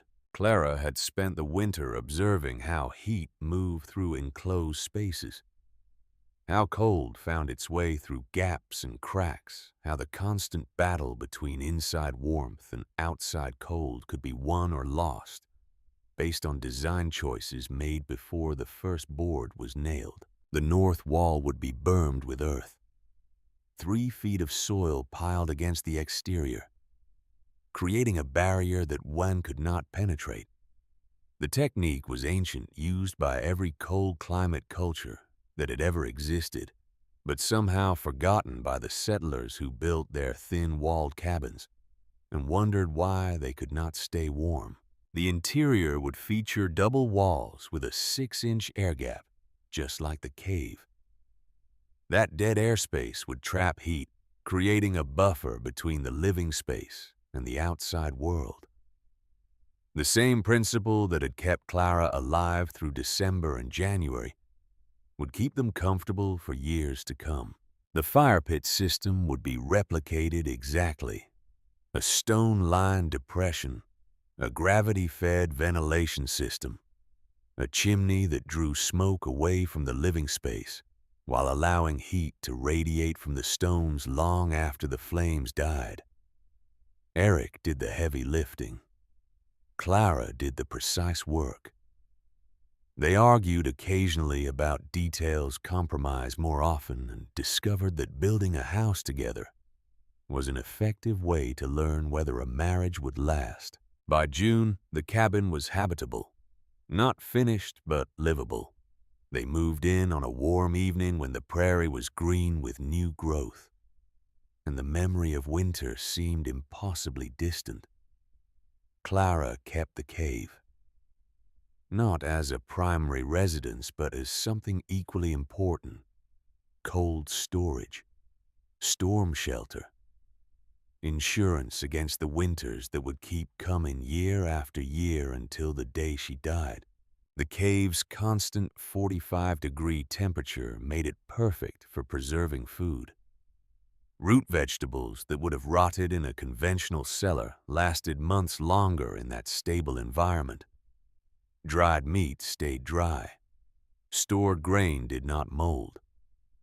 Clara made the 3-mile walk to the cave at least once a week, checking her supplies, maintaining the fire pit system, ensuring that the shelter remained ready for whatever might come. She never forgot what the cave had given her. Survival, yes, but more than that. The cave had given her proof that she could build something from nothing. That knowledge and determination could outweigh resources and advantages. That being cast out was not the same as being defeated. The summer of 1874 passed quickly. Clara and Eric worked their claim planting what they could, preparing for the winter that was always coming. The hybrid cabin performed even better than Clara had hoped. Even during the hottest July days, the interior stayed comfortable.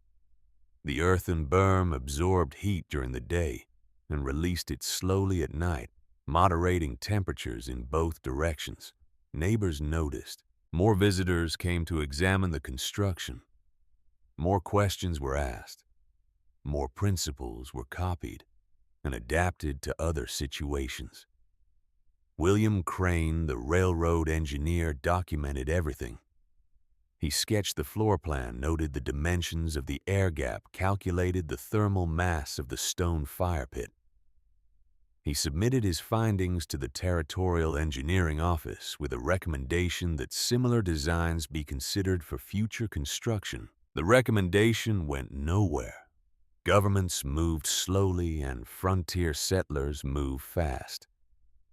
But the documentation existed, and documentation had a way of outlasting the institutions that ignored it. Fall came early that year. By late September, the nights were cold enough to see your breath. By mid-October, the first frost had killed the remaining garden plants. By October 29th, the first snow fell. Clara watched it come down, thick white flakes that accumulated on the ground faster than she had seen in any previous year. Something about this winter was going to be different. She could feel it in her joints, in the way the air smelled, in the particular quality of light that filtered through the clouds. She told Eric they needed to prepare more than usual. He did not argue.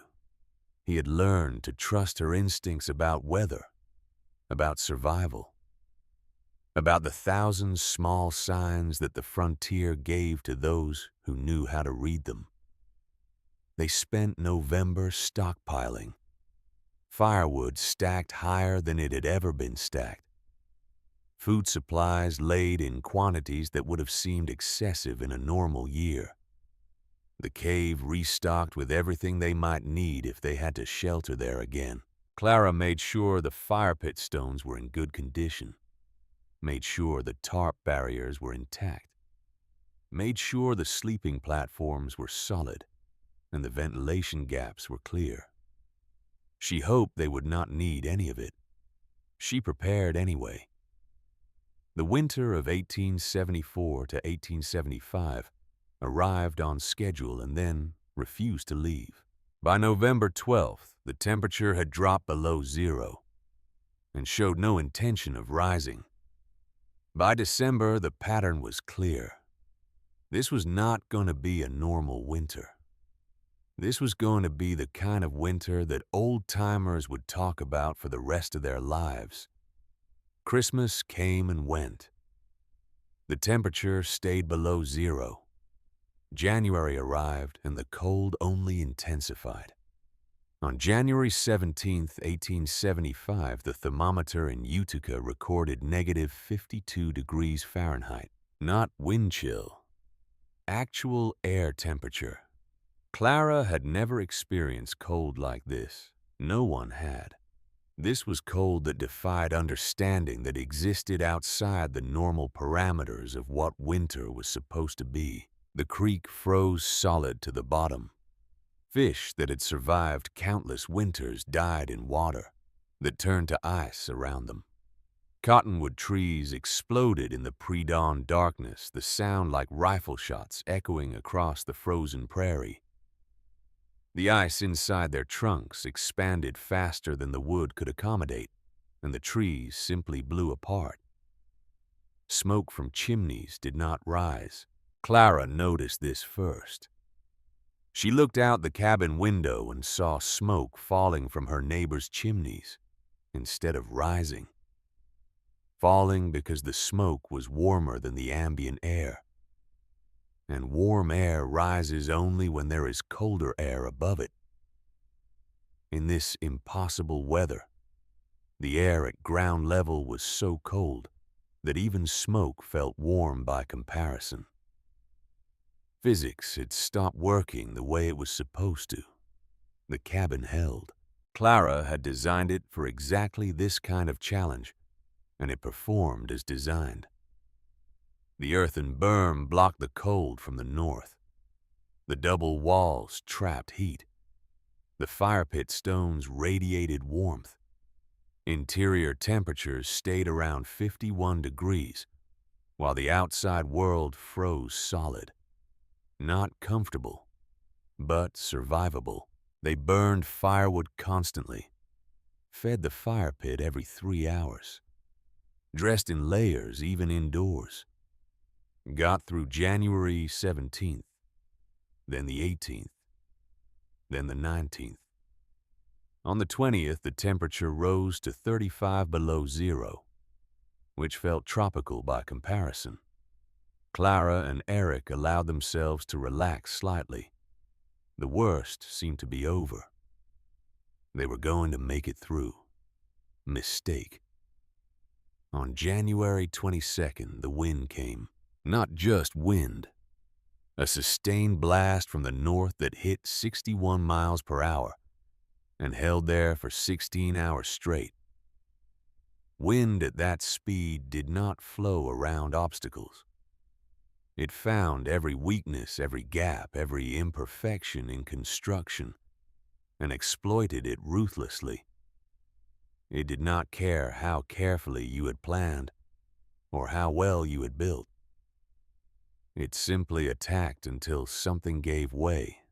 The cabin that had handled static cold could not handle dynamic wind. The double wall system failed first. Wind pressure forced air through gaps that had been invisible under normal conditions. Tiny cracks that had never mattered suddenly became channels funneling cold air into the space between the walls.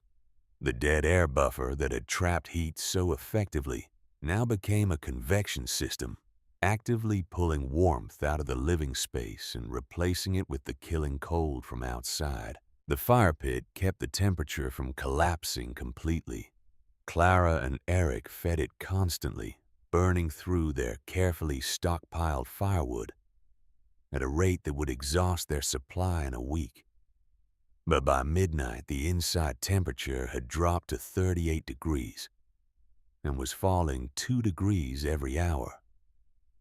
By 2 in the morning, it was 29 degrees inside the cabin. They could see their breath. The water bucket had started to freeze.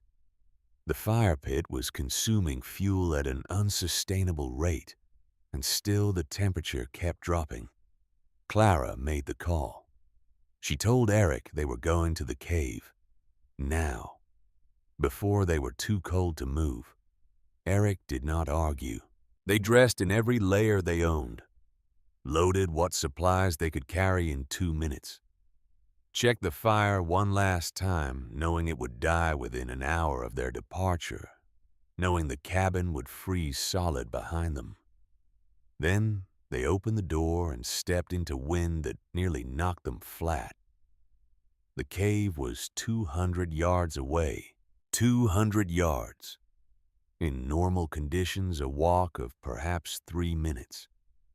In this wind, in this cold, with visibility reduced to zero by ground drift, it might as well have been 200 miles. Clara could not see anything.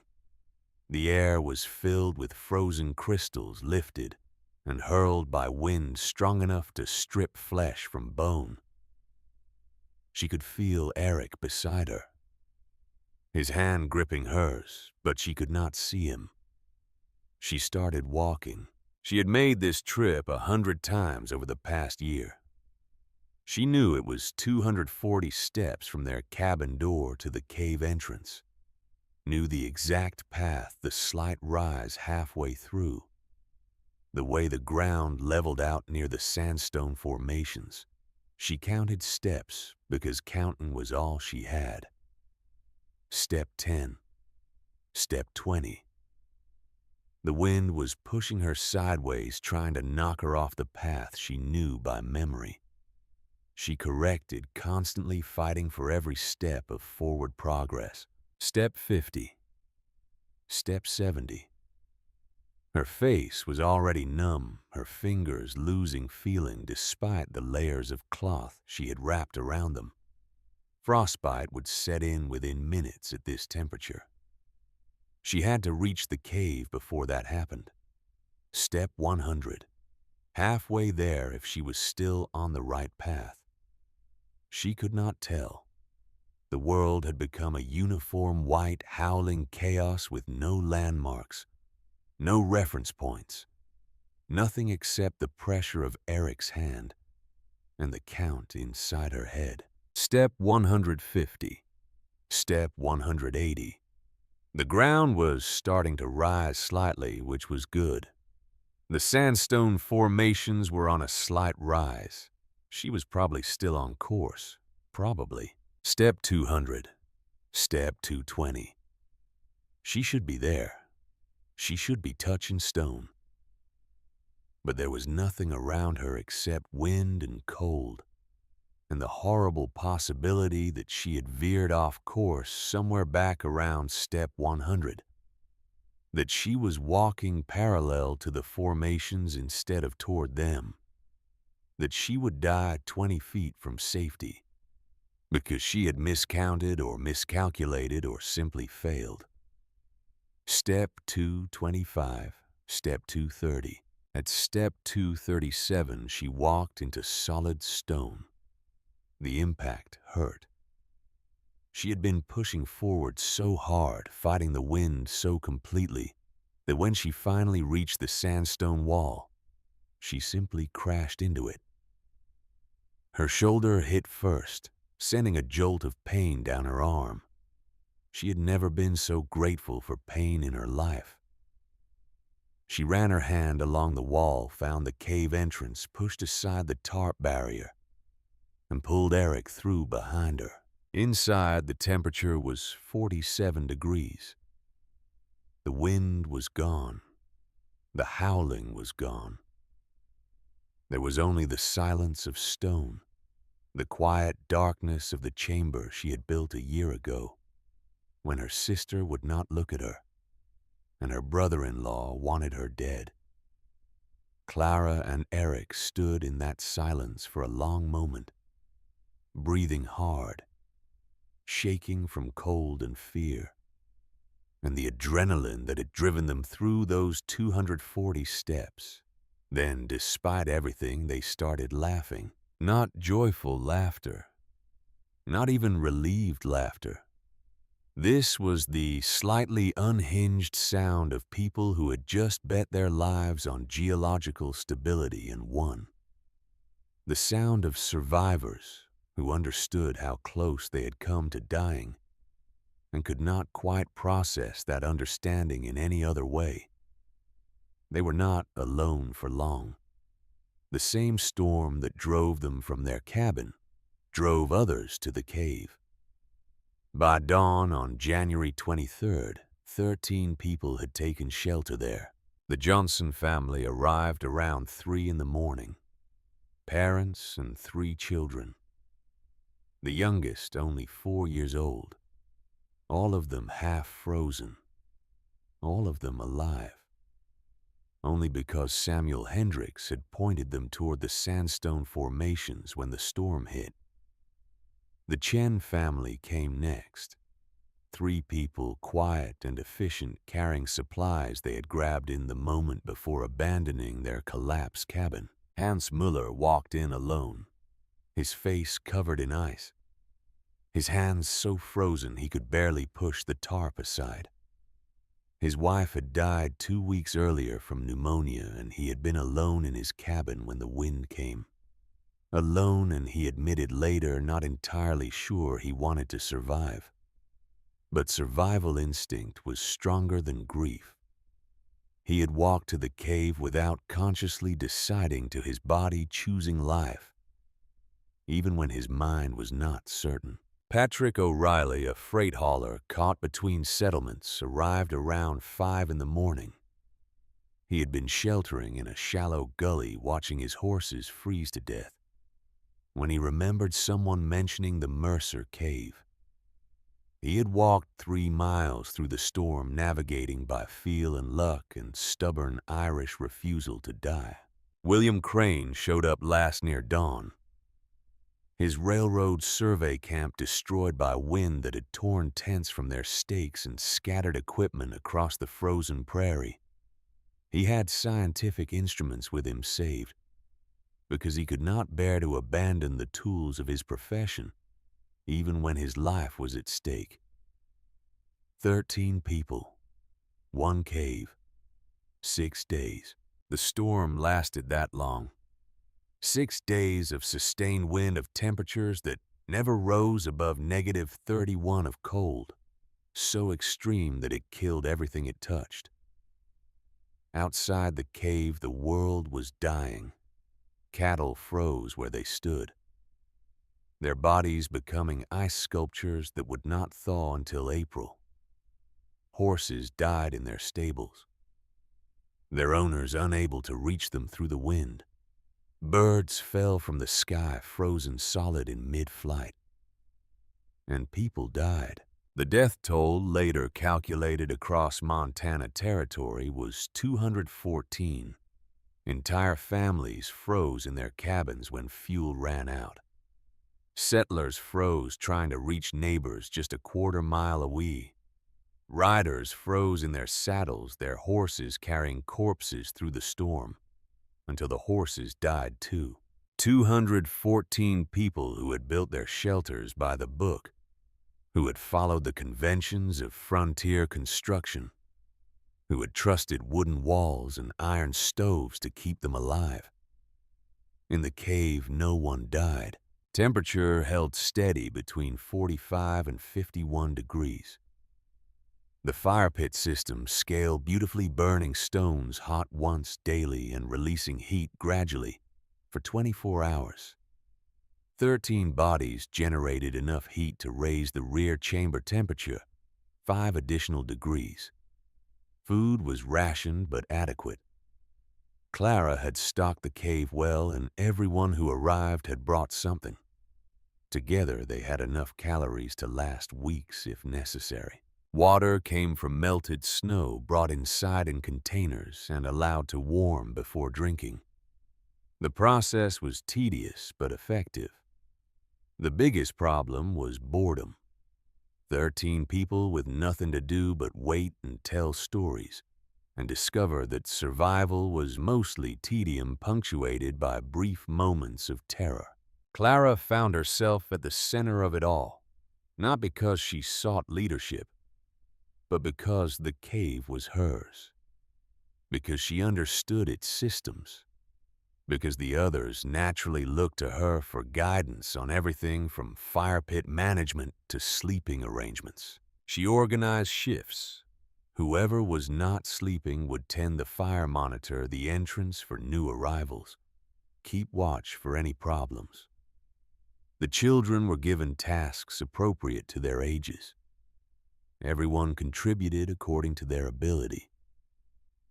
The Johnson children asked Clara to tell them stories. She told them about Scotland, about the Highland caves where her grandmother had taught her the principles that were keeping them alive now, about the ancient people who had understood thermal mass and dead air spaces and gravity-fed ventilation long before anyone gave those concepts names. The children listened with wide eyes, understanding perhaps half of what she said, but finding comfort in the rhythm of her voice. Hans Muller asked her about her first husband. She told him about Robert, about his charm and his uselessness and the way he had died chasing dreams that were never gonna come true. She did not cry. She had used up her tears for Robert long ago. Hans nodded. He understood. He was facing his own version of that loss. The grief that came not just from death, but from the understanding that the person you had lost was flawed, that your love for them had been mixed with frustration and disappointment. They were alike in that way, Clara and Hans. Survivors of imperfect love, trying to figure out what came next. William Crane spent the 6 days documenting everything. He measured temperatures hourly, recorded them in his notebook.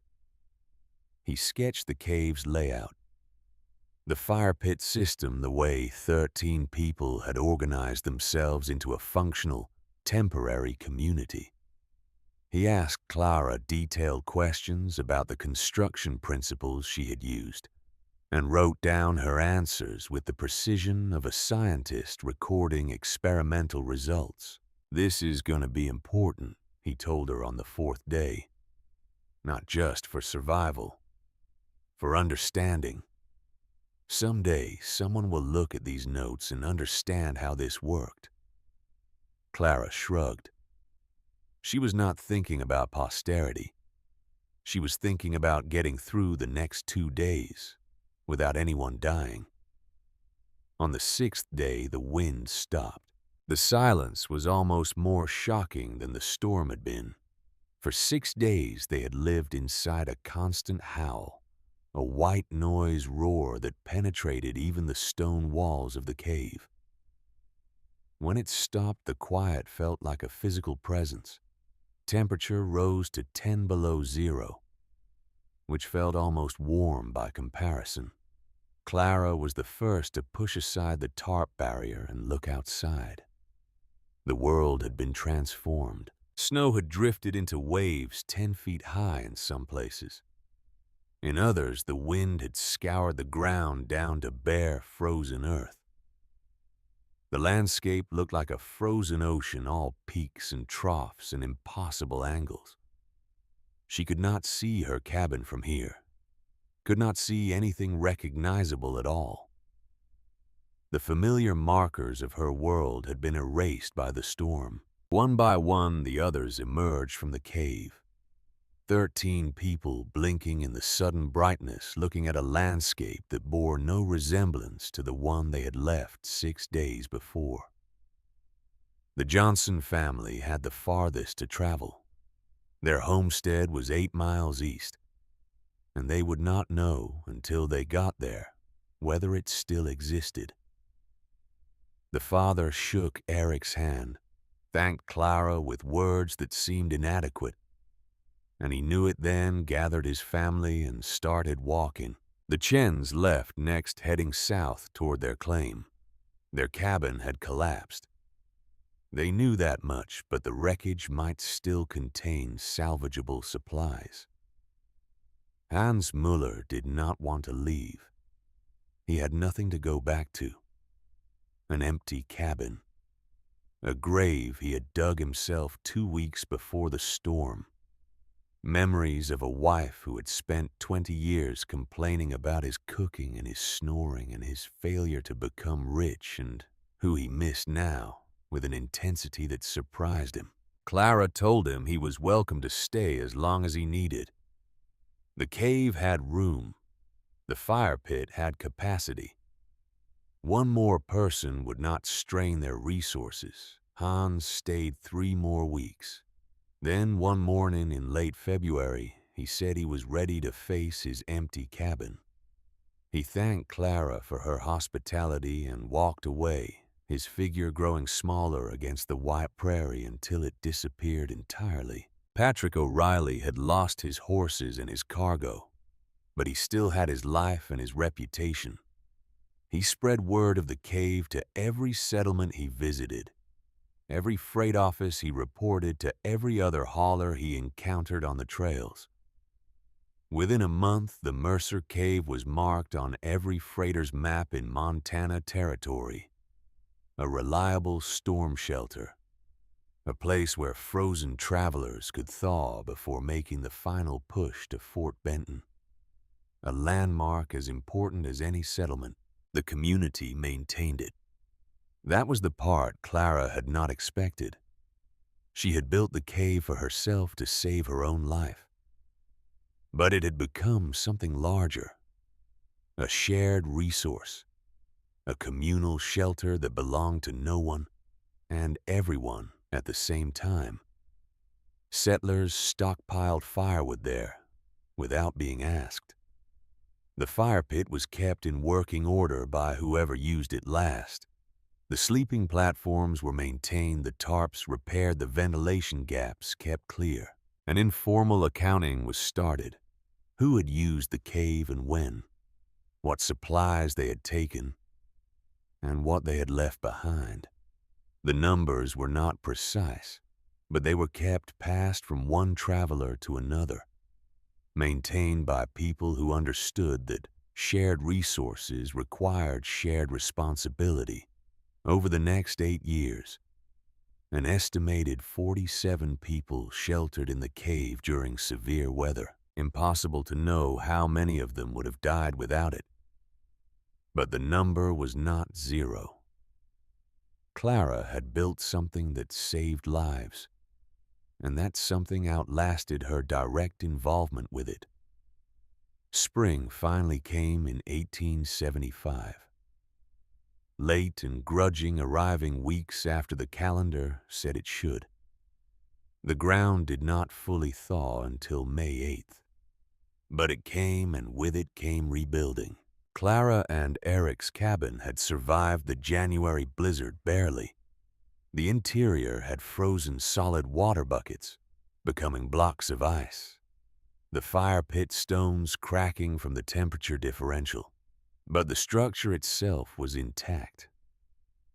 They moved back in, repaired what needed repairing, and continued with their lives.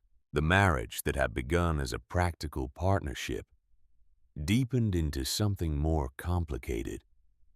Not romance exactly, but affection, trust. The particular kind of love that develops between two people who have faced death together and emerged alive. Clara never had children of her own. She had passed the age where that was likely even before she met Eric. But she helped raise 2 of his brother's children when his brother and sister-in-law died of typhoid in 1879. She taught them the same things her grandmother had taught her. Thermal mass, dead air spaces, the warmth that stone could hold. She never reconciled with Margaret. Her sister wrote once in 1881, a short letter apologetic but not quite apologizing, explaining but not quite excusing. Henry had died 2 years earlier. The land had been sold. Margaret was living in Helena now, in one of those charity houses Clara had refused to enter on that November day when everything changed. Clara read the letter once, then burned it. She did not write back. Some wounds did not heal. Some betrayals could not be forgiven. She had made peace with that long ago, standing in the cave entrance, watching smoke rise from a chimney that used to be hers. The years passed. Eric died in 1891, a stroke that took him quickly, painlessly while he was sleeping. Clara buried him on their claim in a spot where he could see the mountains he had loved. She did not remarry. She did not need to. She had the cave, the cabin, the community she had helped build. She had her memories and her principles and the quiet satisfaction of knowing she had survived everything the frontier could throw at her. In April of 1903, Clara Mercer made her final visit to the cave. She was 71 years old, still strong enough to walk the 3 miles from her cabin, though she had to rest twice along the way. Still clear-minded enough to remember every detail of that first winter 30 years earlier. She brought her grandchildren with her. Well, Eric's brother's grandchildren. But she had raised their parents, and that was close enough. 2 boys, 12 and 14, curious about the old woman's stories, skeptical in the way children always were about tales of hardship they had never experienced. She showed them the cave entrance, unchanged after 3 decades. The fire pit still functional, still used by travelers who needed shelter from storms that came every winter, just as fierce as the one that had nearly killed her.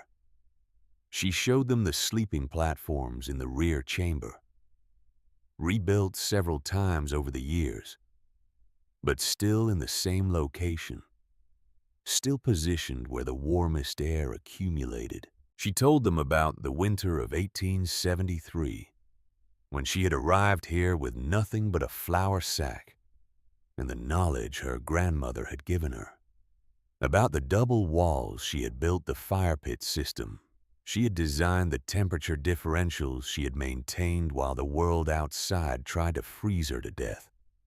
She told them about Eric, their great-uncle, unconscious on his horse, frozen nearly solid save by principles she had learned in a different country, a different century. She told them about the blizzard of 1875. The 13 people who had sheltered here for 6 days while 214 others died across Montana territory. The boys listened, their skepticism fading as the reality of the cave settled around them. This was not a story. This was a place. They could touch the stones their great-grandmother had placed here. They could feel the temperature difference between the entrance and the rear chamber. They could understand in a way that stories alone could never convey what survival had required in this place and time. The older boy asked if Clara had been scared. She thought about it for a moment. Then she said yes. She had been terrified. Every day for months, she had been terrified that she would make a mistake, that she would miscalculate something, that she would die alone in a hole in the ground, while her sister pretended she had never existed. But terror was not the same as paralysis. Terror could be used. It could sharpen focus, clarify priorities, burn away everything that was not essential. She had been terrified, and she had used that terror to stay alive. The younger boy asked why she had not just gone to town, Helena or Fort Benton, somewhere with buildings and people and help. Clara smiled. She said she had considered it. For about 5 minutes, standing at the edge of the claim that used to be hers, watching smoke rise from the chimney of the home that had thrown her out. But going to town meant depending on others, meant charity and competition, and the constant awareness that your survival rested on someone else's goodwill. The cave had required more work, more risk, more fear. But the cave was hers. She had built it with her own hands, kept it warm. With her own knowledge, survived in it through her own determination. That mattered. The boys were quiet for a while, processing this.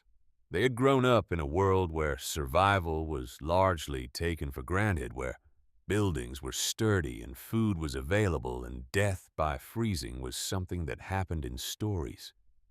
They could not fully understand what Clara had faced, but they could respect it, and that was enough.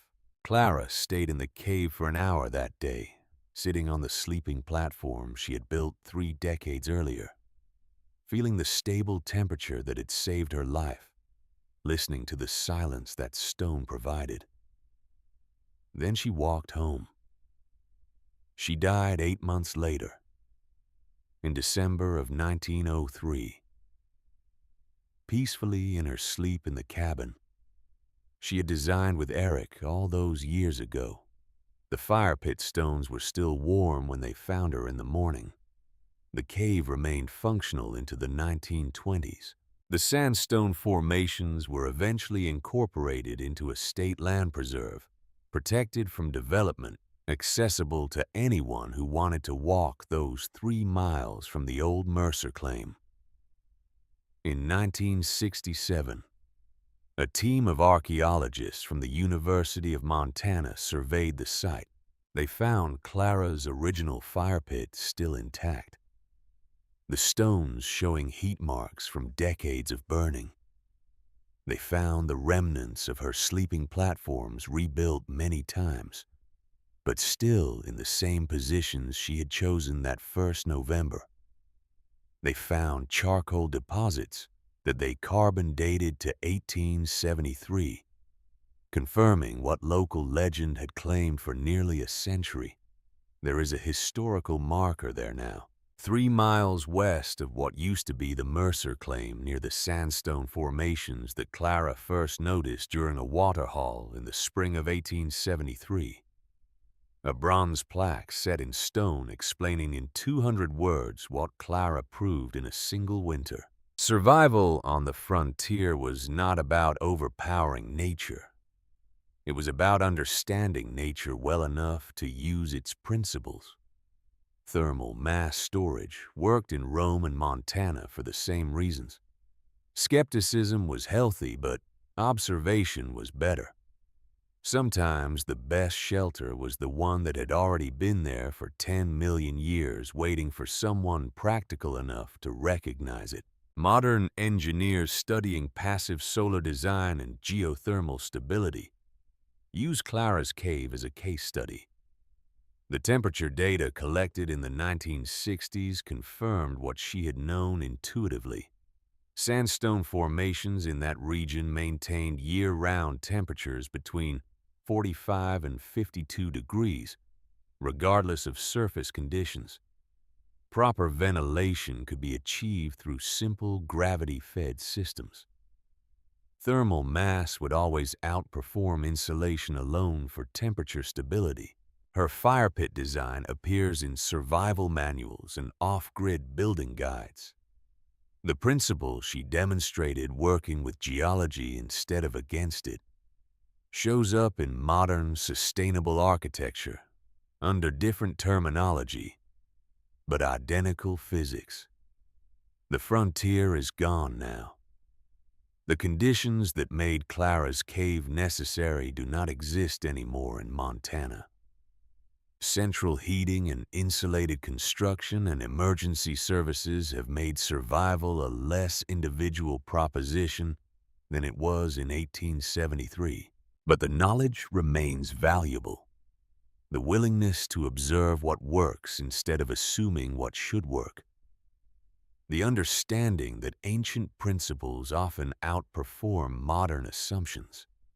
The recognition that being cast out is not the same as being defeated. Clara Mercer's story is not about conquering nature. It is about paying attention to what nature was already doing and being smart enough to get out of the way and let it work.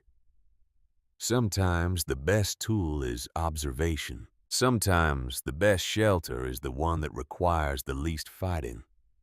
And sometimes wisdom looks like a Scottish woman standing at a cave entrance in 1873 watching smoke rise from her sister's chimney and deciding that rejection might be the best thing that ever happened to her.